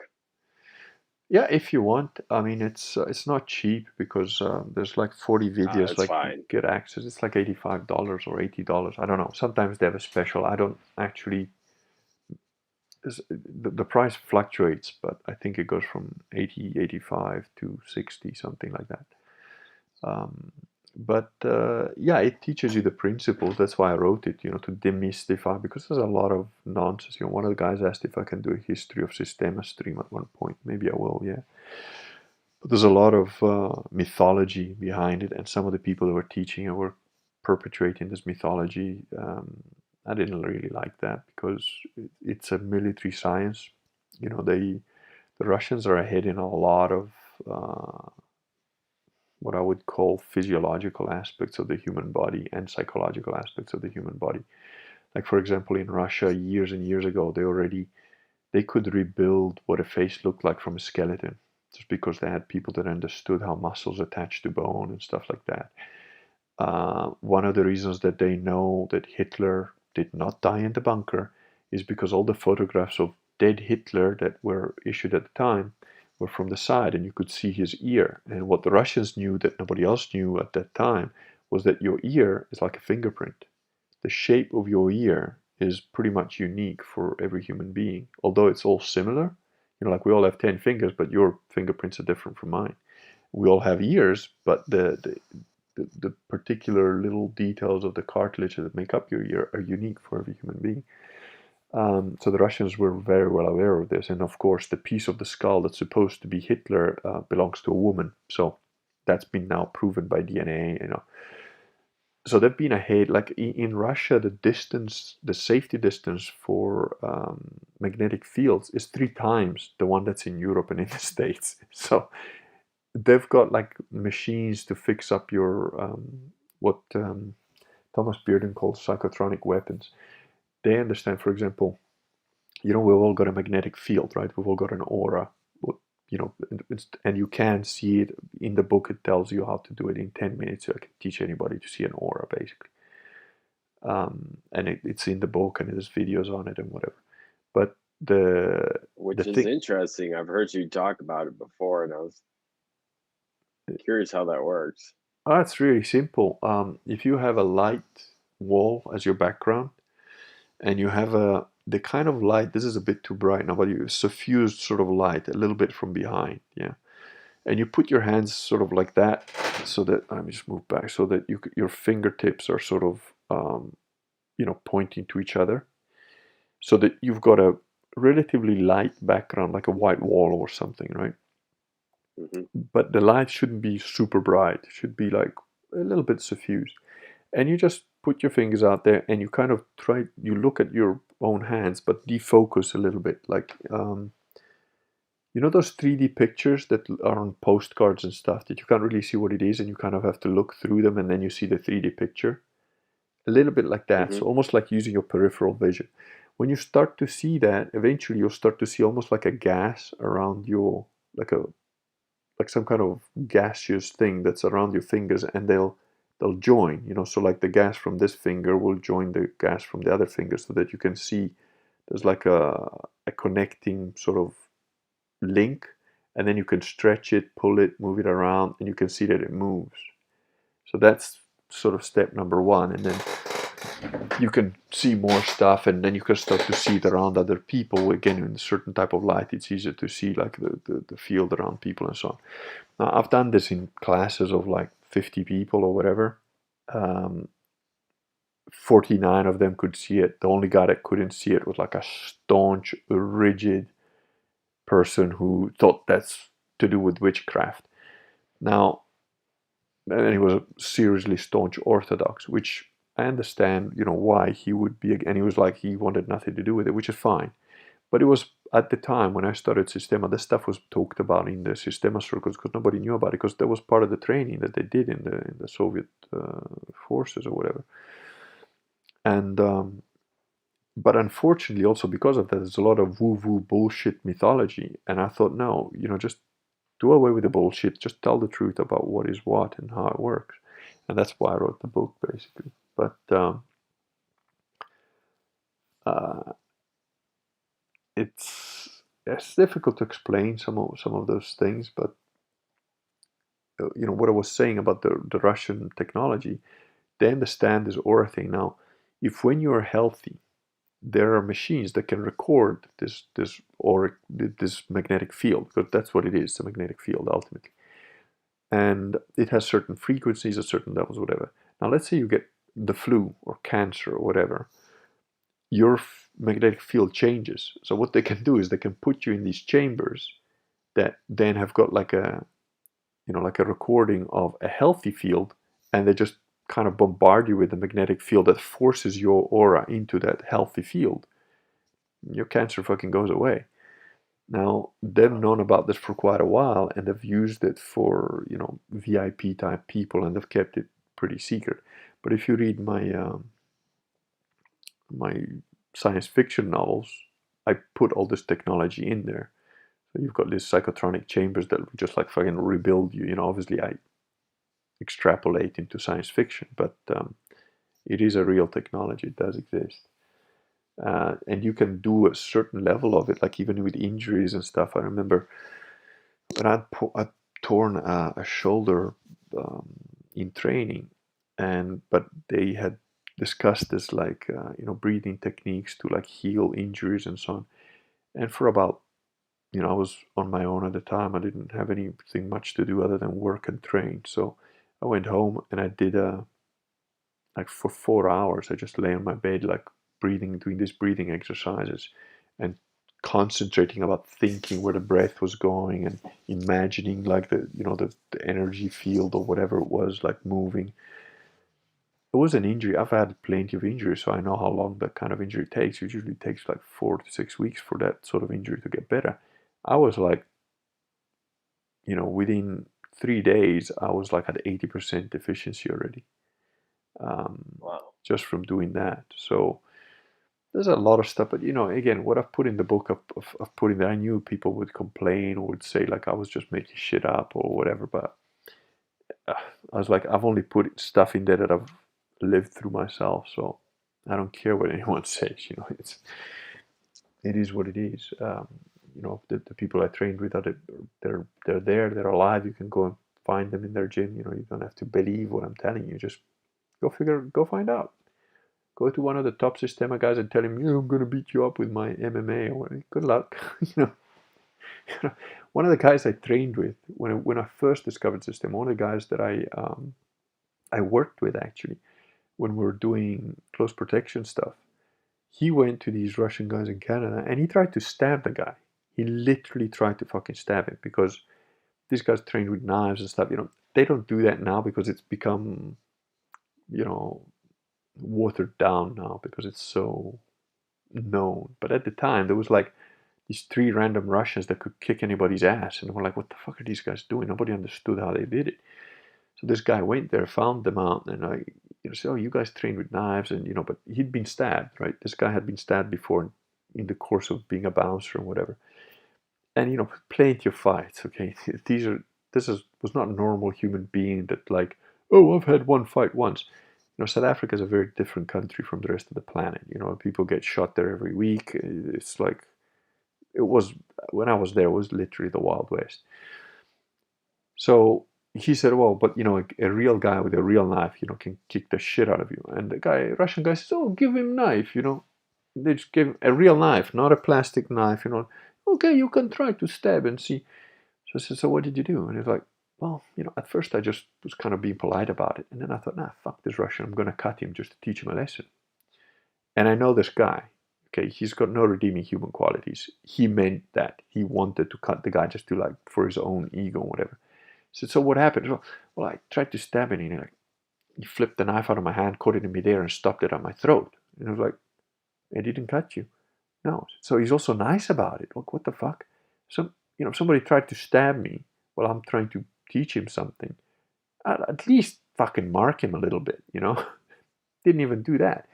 So I said, but how did he do it? He said, well, he hit me right here, So we spent the next 2 hours punching each other in the wrist to find out where is the spot. And there is. It's about 1 square centimeter there. If you hit that, if you hold your fist tight and somebody hits that exactly in the right spot, it tends to pop your hand open. But now, imagine hitting that exact spot when you're moving at this speed. The guy's trying to stab you. He's like, and you hit that exact spot. I was like, fuck. How skilled is this guy?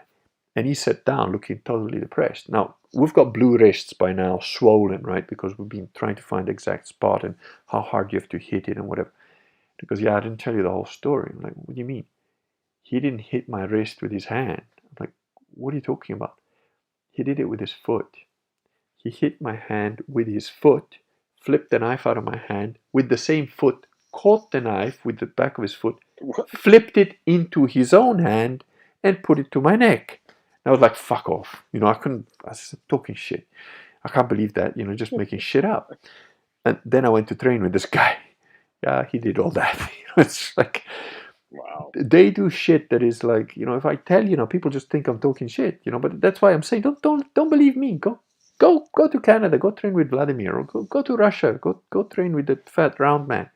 See if he can't beat the shit out of you with one hand tied behind his back. Go for it. Just don't even tell him anything. Just try and attack him with surprise. Go for it. Good luck. Call me from hospital. Let me know how it went. Yeah. It's when these guys, Vladimir did a demonstration with the SWAT team or whatever, where he was saying, this is how you can fight. And one of the American guys says, yeah, but you can't do, anything if we use our technology, our techniques. And he goes, what techniques? Well, if we're handcuffed. He goes, no, but even if you handcuff me, you can't do anything. So this cop handcuffed him behind his back and then started to rough him up, to say, you see, and this doesn't matter how much martial arts. And 3 minutes later, Vladimir had him in a lock with his legs where he made the guy hand him the keys. Made him hand him the keys, unlocked himself, locked the cop up, and said, so this is how you can get away from, the SWAT team didn't call him back because he humiliated their top guy. Like, these are not bullshit stories. I've trained with Vladimir a little bit. I've seen him at seminars. I've worked with him a little bit. That guy can do shit that I cannot even explain now. Okay, like at one time I was like wrestling with him when he was just playing with me. He was just being very polite and playing with me.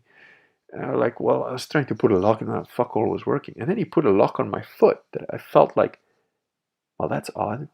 Like that feels like he's almost trying to pull my foot off my leg.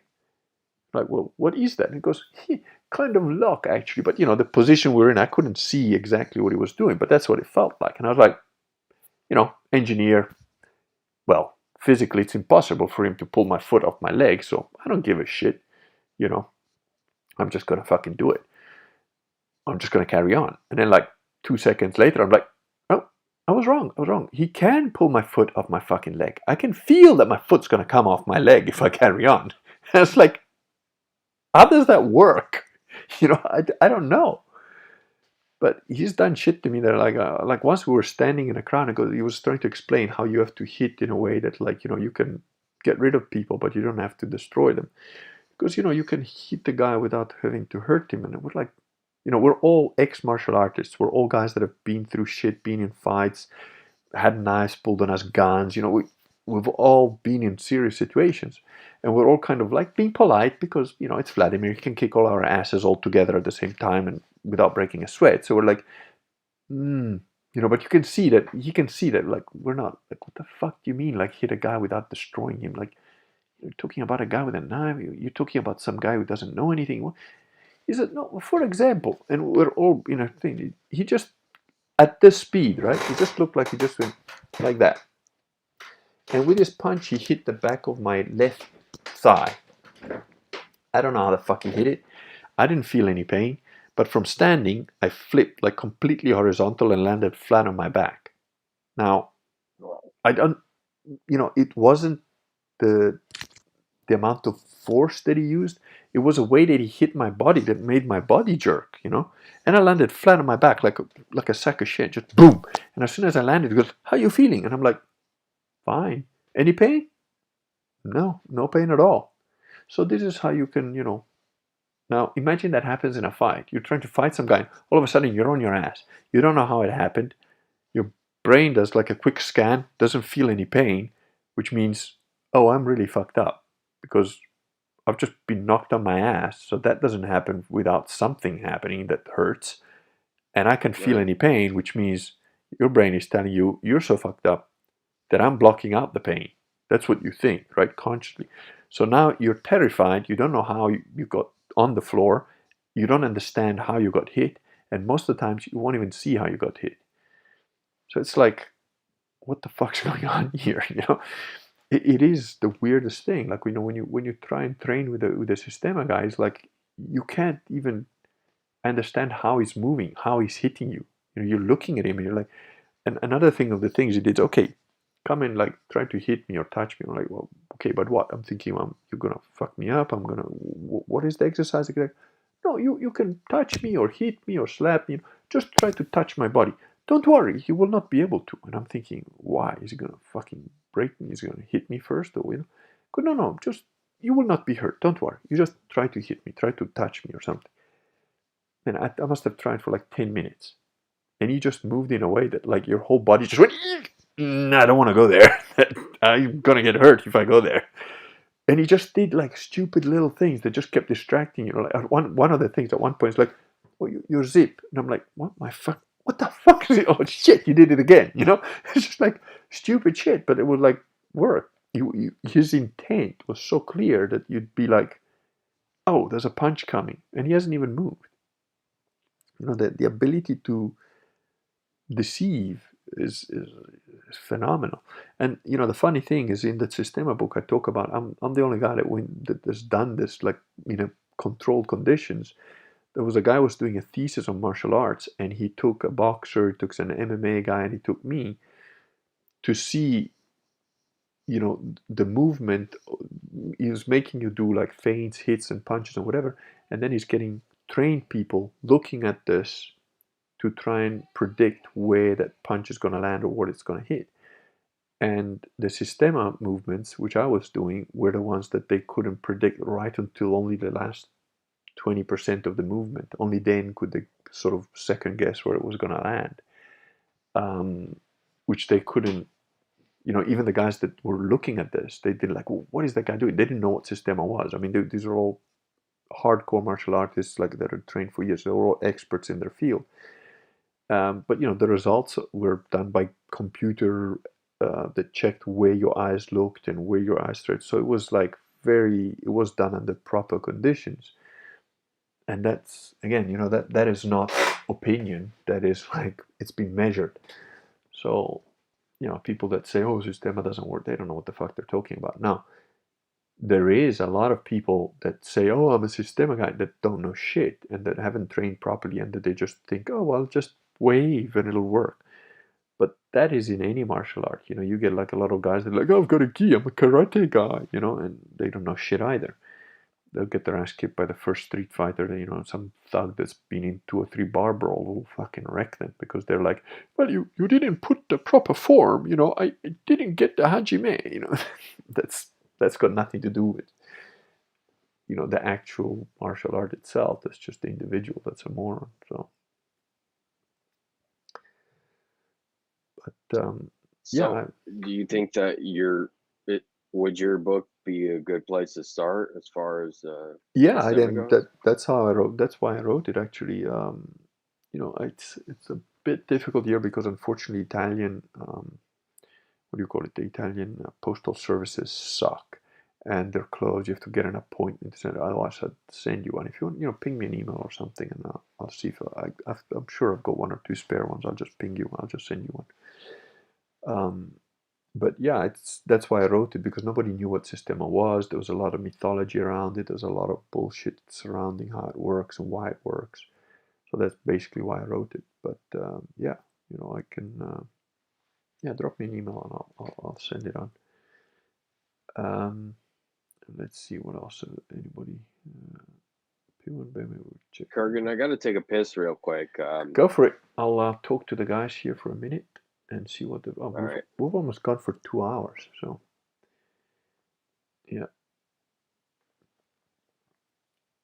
Let me see. Good evening, Kurgan. Sound that was Bully Ram. Oh, Ben Evans. If you're ever having difficulty with skin healing, try massaging ionic silica with magnesium. It's available from Amazon online. Online hippie shops.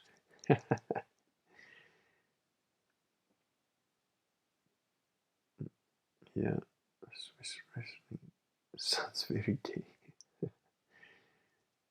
Is Vladimir Vasiliev a good instructor? Yeah, he's beyond good. He's that, that guy can do shit that I can't explain. So yeah, definitely, if you can train with Vladimir, go for it. Even people he's trained are like really really good. Like Emmanuel. Well, I forget now. I've been out of that. I haven't kept in touch with what's going on in Canada, but he's trained quite a few people that are very very good. And Pew and Bear says there is something about using autonomous nervous system while hitting the excellence. My colleague, who is all about driving, uses to hit the road to relax. He does the round and swears that after coming back home, he couldn't recall exact road he took, etc. Yeah. Amanda Joan, hello. And Pure Bear continues, he relaxes and just uses lower consciousness layer by passing the memory even. Yeah. Well, that happens to all of us. I mean, I'm sure most of you have had the experience of just driving and then it's like, oh, I'm here, and you don't remember how you got there. Tom says, perhaps the subject of an entirely separate stream, but what are your thoughts on occultists masquerading as traditional Catholics, i.e. Charles Coulomb, etc.? The question has set Catholic Twitter ablaze the past few days. Apparently these guys believe Gnosticism, Hermeticism, perennialism, etc. is not only compatible with Catholicism, but necessary for it to be truly practiced. Thoughts? Very simple, my thoughts. Gnostics gonna Gnostic. They're absolute liars and complete morons. If they're not morons, they're liars. So no, I would absolutely ignore all of that stuff. Right. So there's one guy, Ben Evans, is saying that if you're having difficulty with skin healing, try massaging ionic silica in with magnesium. It's available from Amazon and online hippie shops. Once the stream is uploaded, you should be able to see all the comments. So, in case Okay. then some guys were asking about Vladimir Vasiliev, who is one of the very, very top guys in Canada that teaches Systema. Tom was asking about, it's a different topic really, but the fake Catholics who pretend that Gnosticism is part of Catholicism. No, it's not.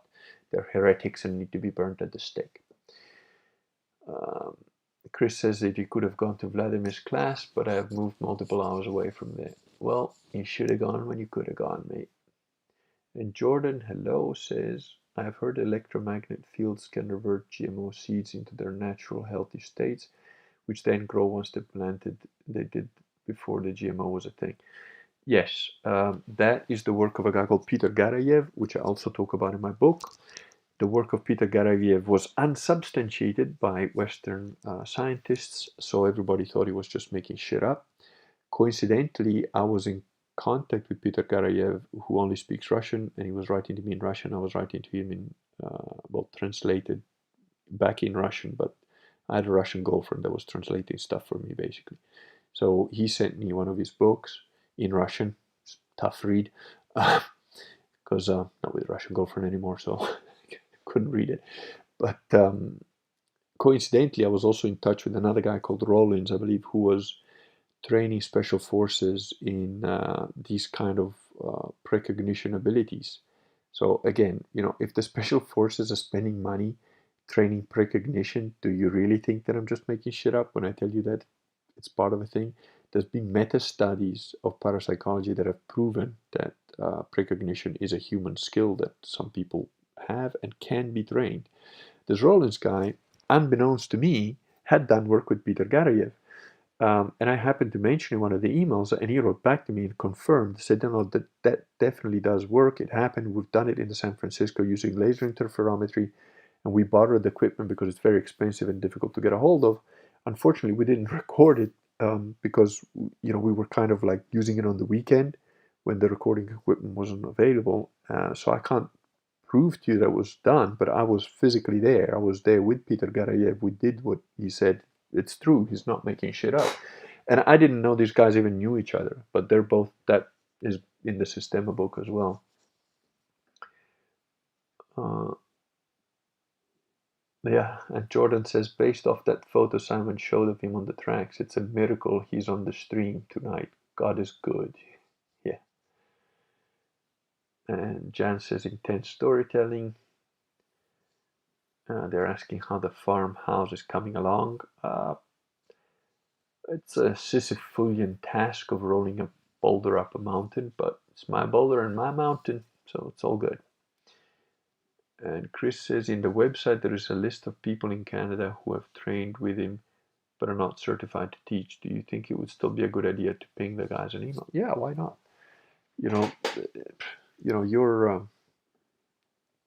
Your mileage is going to vary, of course, but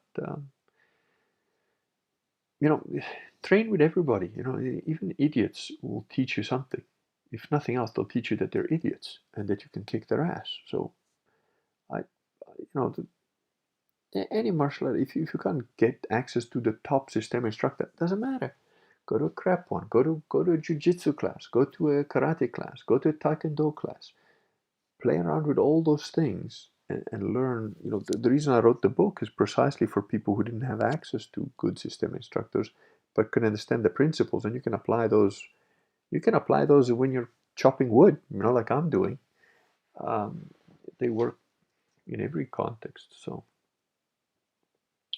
Kurgan, how's the mask situation over there? oh, kind of funny. So, in theory, in public, everybody's supposed to wear a mask. Um, I don't wear one unless I'm going in a shop or something like that because fuck it. But I've had conversations with, shall we say, people that are tasked with enforcing this stuff that are like, I'm not taking that stupid vaccine.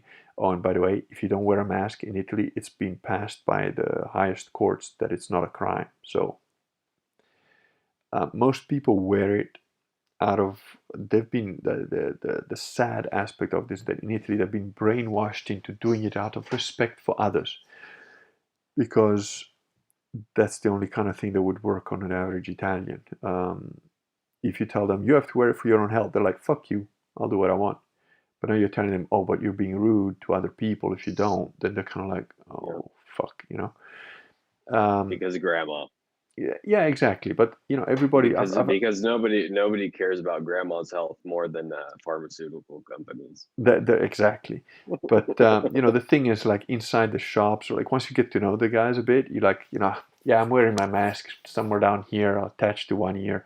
Like my kid the other day ripped off the mask of my loyal henchman, and he just stood in the shop without the mask, and I was like, yeah. And then the other guy took it off, So it's like it's more of a we don't want the Karen to like come and fucking make trouble for everybody, so we're gonna pretend to wear it, but like I've had tradesmen come here, to give me advice, fix some things, all sorts. As soon as I see it, including the post people, the postman, the Amazon delivery guy, I was like, dude, there's no need for you to wear a mask in my place ever. And they're like, at first they get a bit scared, some of them. Some just don't bother, after you tell them that, they're like, thanks, man. And they never wear one again whenever you see them, which is good. In the shops, they've got like all these signs that are supposedly like, oh, no more than two people at once. Everyone totally ignores it. It's like, oh, there's no more than three people at once, no more than two members from the same family. Which is like, well, the only time I've had one was at a fucking Lidl, one of the security guys, because I was wearing my mask like somewhere near my mouth, and he goes, oh, so you have to cover your nose. I'm like, why? It's totally fucking pointless, right? You're like catching fleas with like a football net. Go, no, it's for other people. It's not pointless. And he started. I was like, look, I'm just gonna walk away, dude, because you're gonna upset me, and then I'm just gonna fucking get rude. So I'll just leave now. And he was like, no, but I'm sorry. And I just fucking ignored him. But you could see the other people around. They weren't sort of like, oh, that rude man. They're sort of like, like, yeah, somebody's telling this guy, don't fucking bug me. But that's the one experience I had. That was it. Everywhere else, people are pretty chilled about it. And like I said, unless you find some idiot cop or something, but the cops around here are actually awesome. There's not, I haven't had any. I've had a couple of just official stuff to do with them. Nothing bad or anything. Just you have to register and whatever. They've all been super friendly, super like they don't give a crap about the mask. Like they come to check your location and that. And the guy came in and I said, oh, I said, what do you want me to like fucking wear a mask? He was wearing one. I said, what do you want me to fucking wear a mask on? He goes, it's your house, sir. There's absolutely no need for you to wear a mask. I have to wear one because they check on us. And I said, well, take it off. You don't have to wear a mask in my house. But he was like, and he very politely, it's difficult to explain in English, but he very politely made me understand, like, look, I trust you're a cool guy, but we don't really know each other, and I don't know, you could potentially, like, cause fucking hassle for me if I take the mask off, and maybe somebody sees me or whatever. And I was like, Right. but why? Because it's like, and he goes, no, it's nothing to do with you. And I said, but like, I know one of your bosses, like, but it's a different department. And he goes, yeah, no, that guy's cool, but some they're not all the same, you know. So like he was basically letting me know like I don't give a shit about the mask, but in theory I'm supposed to fucking wear it, and it could cause some official shit for me in my job if somebody reports me for not having it on or whatever. So there's a bit of that going on, but you know, it's a lockdown red zone, but everything is still working. The only thing you can't do is sit in Hmm. a restaurant, but you can go to the restaurant and order the food and take it on with takeaway. So, and I think you know, in Italy was hit pretty hard originally. There was a lot of deaths, and I'm still trying to figure out exactly what happened there. But so there is a certain element of fear, but people are getting pretty tired of it. Um, so I don't know. We'll see. They've just Right. extended the red zone to the end of the month, which was supposed to end like today or yesterday. I can't remember. But honestly, I can't tell the fucking difference. I don't even watch the news. I don't know. I don't really care. You know, people tell me, "Oh, it's red zone again." I'm like, whatever. If you have to go somewhere, Right. you're supposed to fill in this form that says it's a self declaration that you're going somewhere to do something and that you're allowed to. How hard is that? You know? Yeah, I'm going somewhere. I'm doing something, and I'm allowed to. Fuck you. Like, you want me to fill in the form now, or do you want me to fill it in when you stop me? Because I can do it either way. You know, it's like it's kind of pointless. So yeah, it is disturbing to me because there is still this mask vibe. Um, but I think in Italy, if you get rid of the mask in Italy, there would be everything would absolutely go back to normal because people don't really. It's one of the lowest uptakes for vaccines, despite the fact that so many people died when it started. And a lot of people in Italy kind of know what the score is, and they're like, "Yeah, I'm not getting the vaccine," including officials, Well, including military guys and whatever. that's good. I mean, a lot of people here where I'm at, they're like just waiting for the vaccine. They're like, oh, things are going to go back to normal now. Where It's like, where are you again? I forget. Los Angeles. Oh, you're Yeah. deep into deep state territory. I mean, like you're 10 foot up its ass, really. Yeah, no. Yeah. London was like that. And people I worked with, like intelligent human beings, they were like, "Oh, I can't wait to get my shot," and then everything. I was like, "What?" Right. And I don't Amanda's, understand it. it, It's, like, are you stupid? Are you not even reading what the fucking stuff is? It's not a vaccine. It's like, do you know what they're running? no, they're not. They just have the carrot of normalcy being dangled in front of them, and they're just like, I'll do whatever you want. Just Yeah, except the I need carrot my is pleasures fake. and my comforts. Yeah, but you still can't do any of those things even after you take the vaccine. You still have to wear the mask. You still have to social distance. You still can't infect people. It's like zombie town, man. Total fucking zombie town. Right, and that's communicated before they even get the vaccines. Yeah, It's like, what do they think they're getting from taking this?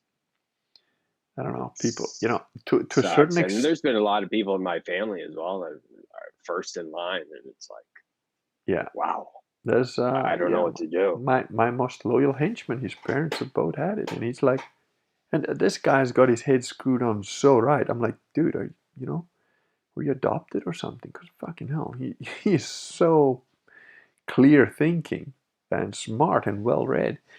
And his parents are just like getting the jab. I'm like, what the fuck? What's that about?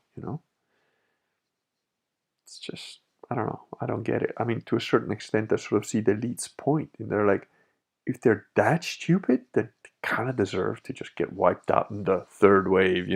Like, fucking, at least they'll raise the world's IQ by about 10 points right there.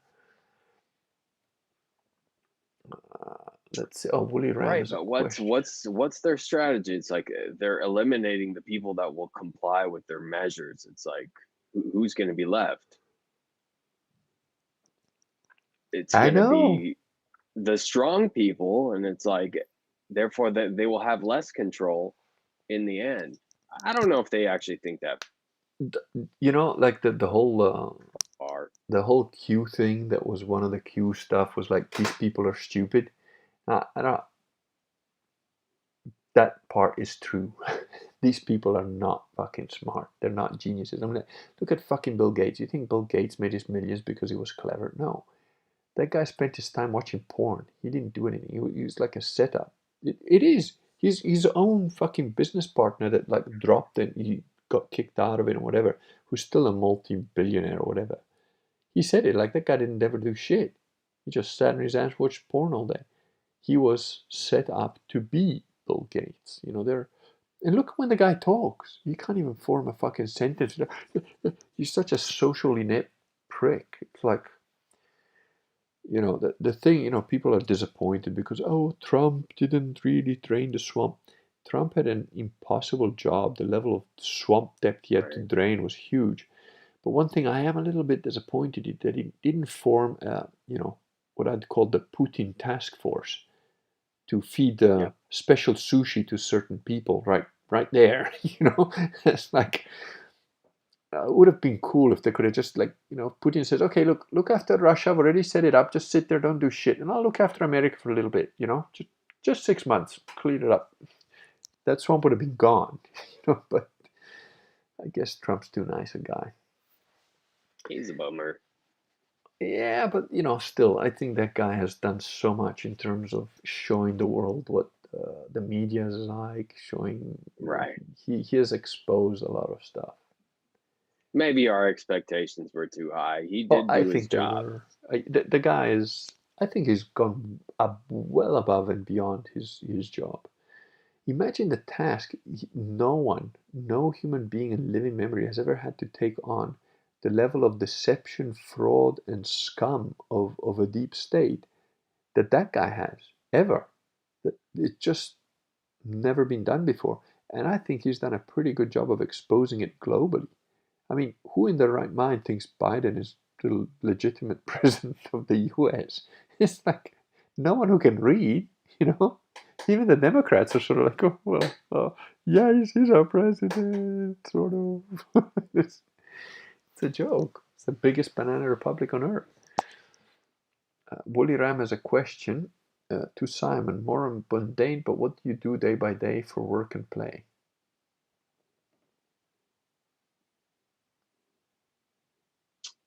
Well, uh, I'm a musician as well, so my Hmm? day-to-day activities mostly just exercise and working on music. Excellent. Oh, and Amanda Joan asks if I'm fluent in Italian. Yes, I am. And she says exactly, the mask is a communist grooming tool. Disgusting. In Florida, the restrictions are not so much. Thank God. God only knows what can handle. Mask situation in Prague, Czech Republic. Security guy in Billa supermarket gave me a bad time, threatened informing the police. Once I came there with mask below my nose, they followed me too. Oh, that's sad.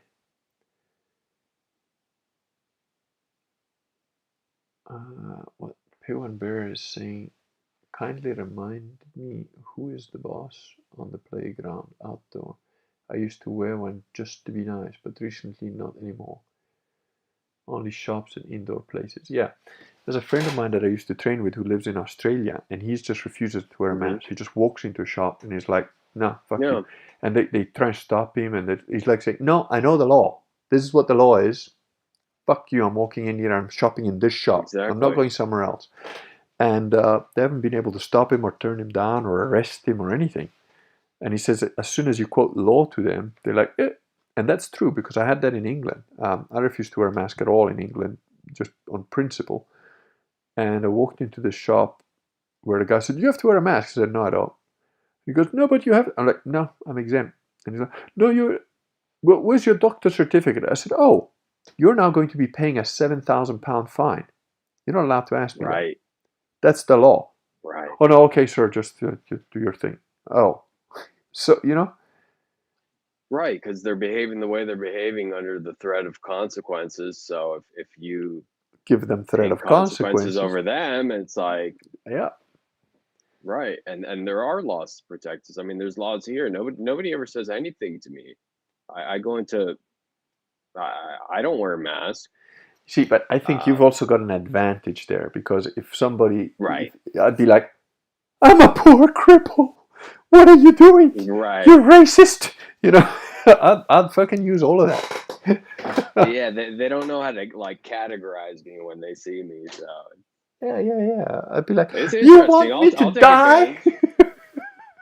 advantage. Fucking Just fall to the floor and start yeah. screaming.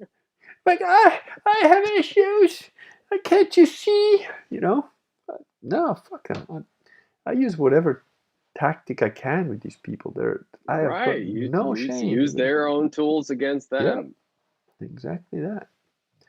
But luckily I haven't met any Karens yet, except that one guy in a little store. But and even then, they're not confrontational. Like if you like push back, they sort of like back away from it. They won't like do a stand up shouting match type of thing. Like one lady I went to order some food from in a very nice restaurant actually, and she goes like, "Oh yeah, no, sorry, you can't sit here. We have to like give takeaway." And I'm like, "Yeah, that's fine." And we started talking, and she had two daughters in Spain, one of which works in a hospital. She goes, this is all bullshit. I mean, I know that in Italy people died and stuff. We know some people that died, but like the hospitals are not in crisis any more than any other time. In fact, less so. And my daughter in Spain works in a hospital, and she tells me like, "There's fuck all people here." So it's the same all over the world, and people are starting to like wake up to it. I think. I hope so. Yeah. I'm not seeing that here, to be honest. Oh, Chris Xavier says, "Thank God the only pest I have in this rural home are ladybugs. Can't imagine having to deal with stink bugs. Stink bugs are the worst, man. And they're Chinese stink bugs. They don't belong here. When I was a little kid, there used to be like the occasional little green stink bugs. Now they're like 3 times the size. They're everywhere. They crap on everything. They destroy the fruit. It's just like, and they're Chinese. They did not exist in Italy until 2012. And some Chinese guy from China, just like the virus, brought them here. Chinese They're stink they're bugs. Why do I call them Chinese they're stink bugs? Because they're from China. they're infecting the world. That's it. Woolly Ram says, "I'm surprised and dismayed by how sheepish and conformist the Israelis have proven to be about the mask, lockdown, and not vax." Woolly Ram, Oh, actually, I wanted to ask Wooly Ram about the whole the passport thing. I heard like it's yeah, mandatory in Israel. yeah. I also Is that found out true? that Israel is one of the most vaccinated countries on earth. So yeah, Woolly Ram, we want to know. Ever change bear? I gave up on convincing my family. My only fight is for my young nephew not to get it. Yeah, that is the worst when they do it to kids. Pew and Bear says, I heard that Israeli Palestinians are not vaccinating themselves, Woolly Ram, or is it a rumor and they're enforced to do it? I don't know, and I don't trust any media reports on the subject. At the very least, Trump gave Americans with foresight 4 years to prepare for the fall. Yeah. So Woolly Ram doesn't seem to know. I guess maybe he's just playing his games. I don't know. But yeah.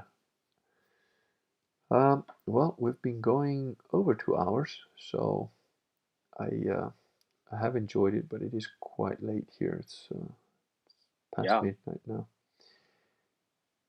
And Chris says we have a higher chance of dying from stink bug infestation in the fruit than on COVID. Yeah, although I am murdering a lot of stink bugs.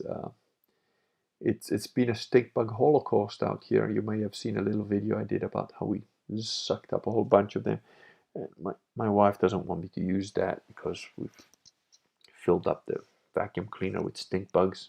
Then says, no, that's gonna stink every time you use the vacuum cleaner. I'm like, well, just change the bag. We've also got a new pet. Found a scorpion, which freaked both my wife and the loyal henchman. He's like kind of got this thing about bugs and things. They freak him out. Like it's just a little one. It's not even a big one.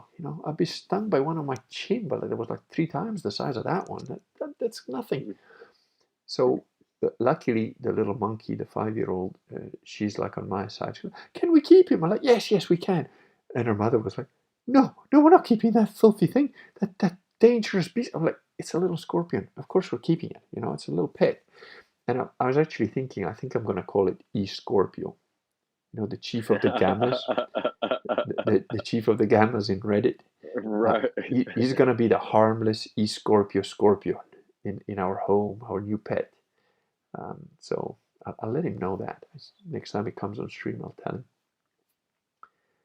Wooly Ram says Israel is small, ethnically diverse, high tech, and low trust. Perfect testbed for social control. Okay, but what I don't get is like a lot of this elite guys that are running this stuff. I mean, Wooly Ram, if all the Jews are getting injected with the actual not vax, that's going to be a lot of dead Jews. Which makes me wonder, mind you, that's what happened in World War II, isn't it? There was some Jews behind those wars, and a lot of Jews died, so I don't know. But like somebody wrote many years ago, you know, men read books and think they know history, but the only history they really know is what happens before their eyes. And even then, they have to be careful that their eyes don't deceive them. So, yeah. That's a good point, Kurgan. Yeah, it is, though. I'm trying to think because, I come from a Middle Eastern background and there's some similarities, and they're not that loyal to their own. No, they're not. So, your Middle Eastern background, you don't look like a. I mean, you look morally white. Did you see that newspaper heading? You know I the haven't, no. you know that guy that did shot some people up. I forget where he was from. Oh, okay, that guy, He yeah. he was like what, Iraqi, Iranian, or something. I don't know, some Right. one of those guys. You know, one of your people. And but the newspaper said like whatever his name is, you know, Hamish Hamad Mohammed, whatever, was Syrian or whatever, but morally white. It's like, what the fuck does that What does mean? that mean? Exactly. That was the headline. He's morally white. You know, he might have been a Syrian, Morally. but he was morally white. Yeah. So that's where that my little comment comes from. I mean, I don't know where you're from originally, but Yeah. Well, you I'm mostly of a Syrian heritage, but we have some part Lebanese yeah. as well. Um, but Leb, we're Christian. yeah, the Lebs I've met in South Africa are horrible fucking gypsies. I gotta tell you that they're almost as bad as South Italians. They're quite something. But Yeah. to say that though, Palestinians and Lebanese that I've met outside of South Africa, Canada, you know, I haven't met that many because I don't think there are that many. But they've generally been pretty cool people though. Um, I've the ones in South Africa, I don't know, they're a special breed. It's kind of like the French in France, you know, they're just scum. But occasionally a Frenchman outside of France that's been outside it for good 20 or 30 years is almost human. You know, they you can get on with some of them. as, as you know, I hate all humans equally pretty much. So Yeah. Yeah. I have my criticisms of my own people too, so I oh know. yeah, I mean we know our own best, don't we? I mean, with Italians, I could go on for days because there's 21 regions and I've got 21 different criticisms for every one of them. You know, it's like, Yeah. yeah. Well, I'm glad we spoke. I hope that maybe a couple of the things that were mentioned in the chat might be useful in terms of recovery or help to, you know, not mess you up too much, your knee. And yeah, I think we should probably do a chat again at some point. I don't know. I think Tell us, so. tell us, I, tell us I what don't think your we covered everything. no. Well, the other thing was that you know, I tend to not ask my guests personal stuff like about whether they're married, have kids, that sort of thing. But you know, have another 10 minutes or so. Tell us whatever you want to talk about. Tell us something. Well, you got to ask me something. Well, I like, just I I just thought it was drop a it. pretty courageous sort of attitude that you've had, which you've sort of explained, because you said, well, after being through that hellish, half dead sort of dream nightmare state, anything else is good. Oh, one thing we didn't really cover was like how it's affected your personal sort of religious belief now compared to before, or is that still progressing? Is that still a moving target? Or It's still progressing, and I'd say, yeah, it's definitely put me more in touch with the spiritual dimension. It's like you have an encounter with death, and it's like every action I take, it's like there's this perception of like this is a life bearing activity or this is death, and it's like the consequences for wrong action for me are very immediate, and it's like the downward spiral if I were to engage in stuff that's destructive, it happens very fast. So I yeah, think that's a big part of what's kept me on the right path.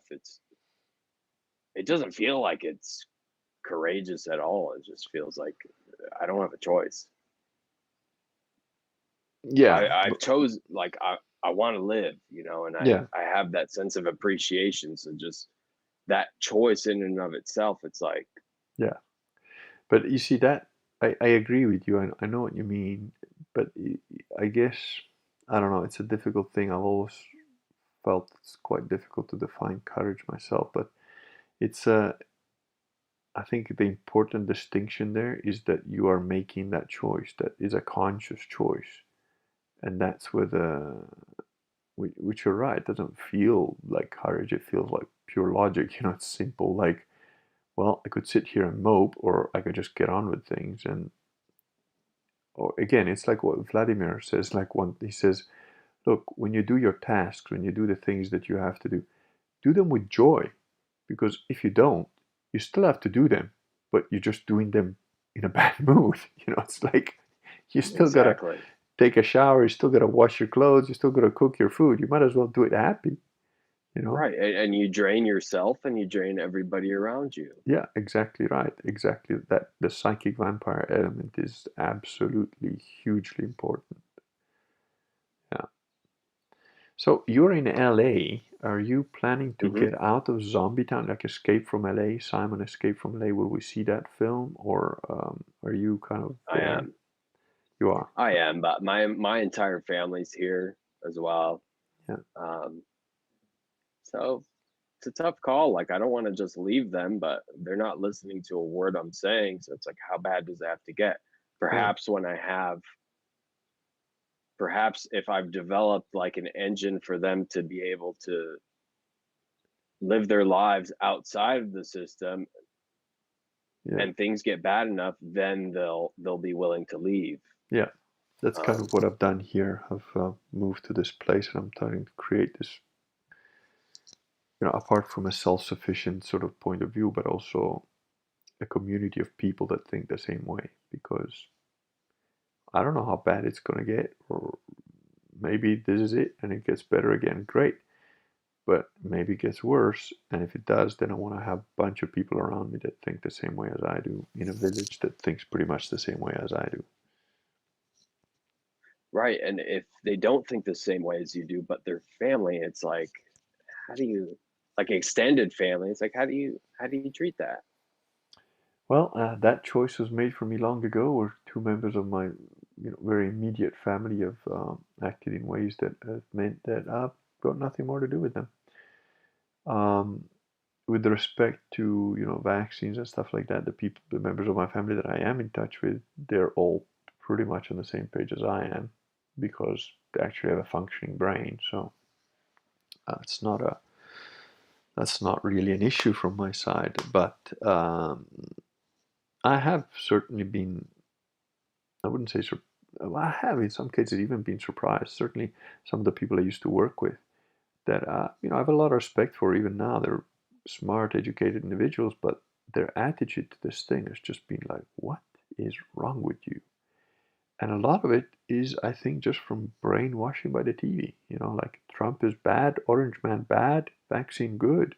It's like, Right, but have you had the experience of like let's say when this entire thing started, like people agreeing with everything you're saying, and then next thing you know, they're the first in line to get the vaccine. Oh That's yeah, what tripped me out.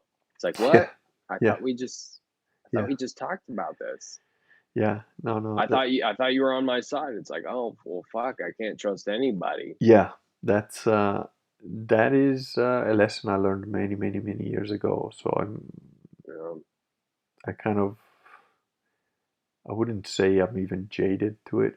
I'm just I.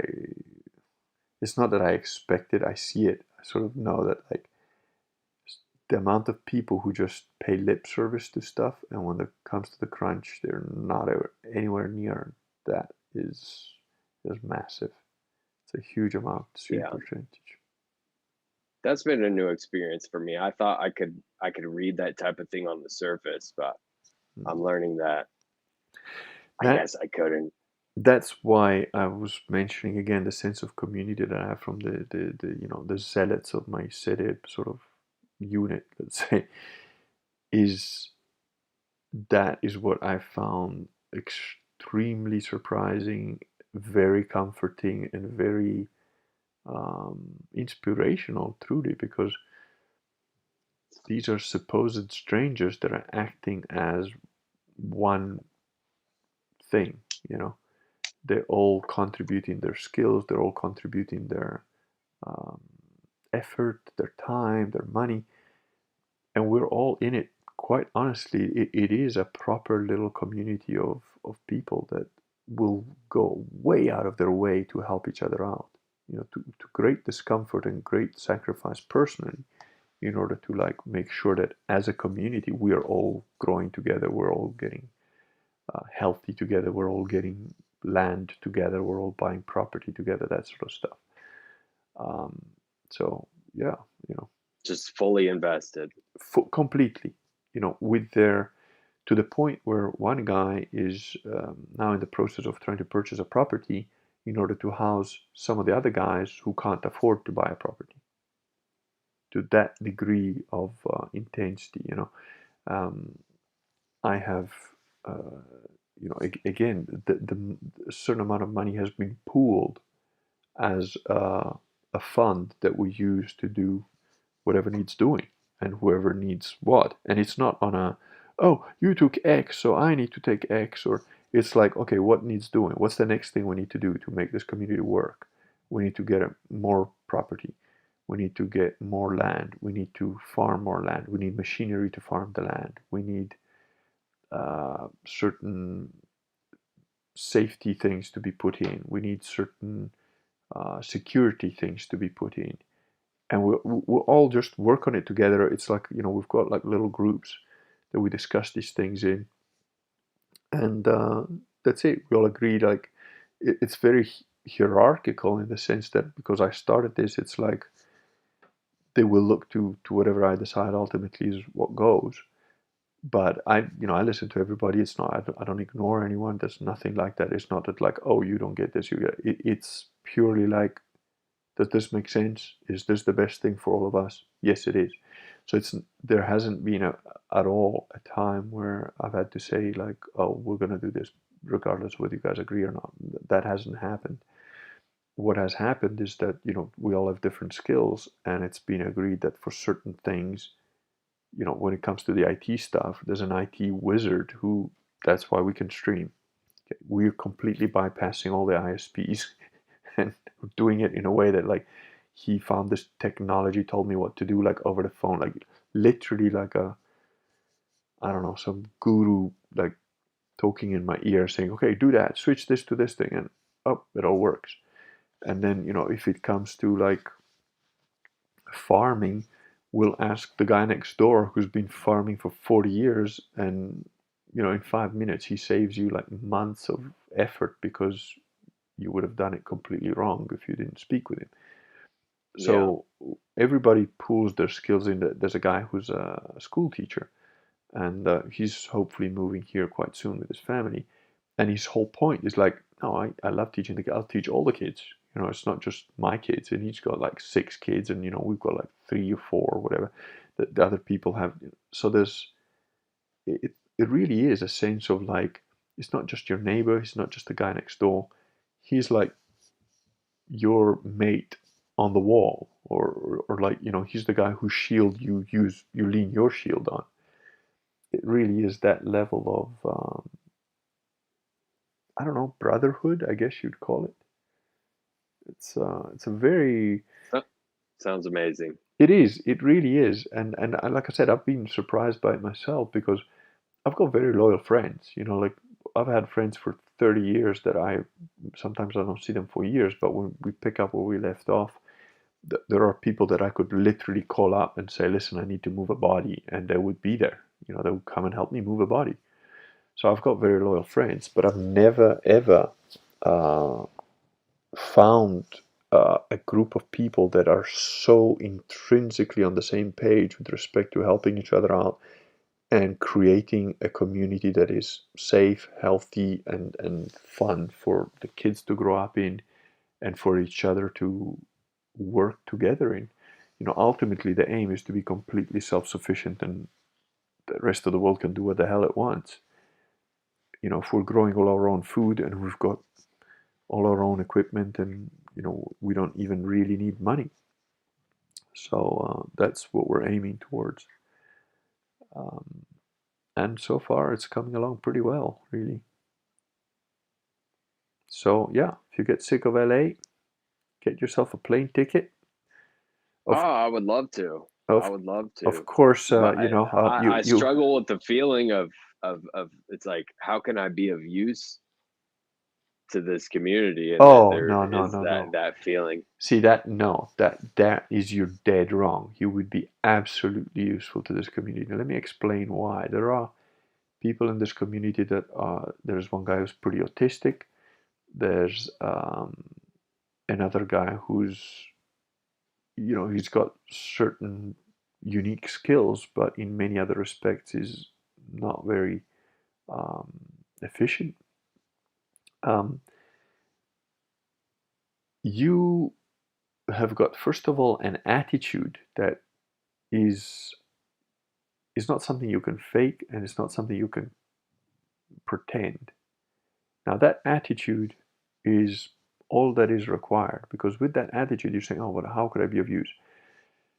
Dude, there's nothing that you can't, like I don't know, say we have to, like, one of these properties we're looking at possibly getting would need to be, would need a lot of work. There's a lot of work to be done to put it into a state where it becomes a place that can house a family of, a couple of families, two or three families. And you say, oh, well, I'm not a bricklayer, I can't, like, do it. Doesn't matter. Can you use a knife and whittle a piece of wood? Well, then you can build fucking wedges, which we will need to do something with. Or, can you paint with a brush? Yep. Can you go up to a wall with a brush and fucking run it up and down? Yep, you can. Well, there you go. You can paint. You can do something. Can we get you a motorized wheelchair that we attach something to that you can just fucking go down there? Yep, you can. So, I'm telling you that. Can you drive a tractor? Yes, you can. There's no reason why you can't drive a tractor. It's, everybody does what they can do. The skills that I have, very few people in the group have anything remotely close to it. But there are skills that other guys have that I don't know anything about. So you do what you can do. It's not about, oh, well, this guy put so much money in it, so this guy needs to work that hard. It doesn't work that way. It's not. It's fractal. It's like the guy who did the IT thing. Let's say that's all he could do. But if he couldn't do that, we couldn't be talking. And if we couldn't be talking, we couldn't be doing a whole bunch of other things on the internet that are, part of, like, understand, like, useful for us, for, like, finding out the right equipment or discovering something or seeing videos about how to do certain things. Wouldn't be able to do any of that if we didn't have this guy sort that one thing out. So that's going to keep paying dividends, for years.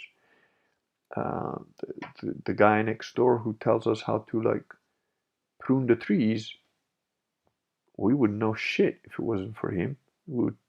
He's saved us probably years worth of produce because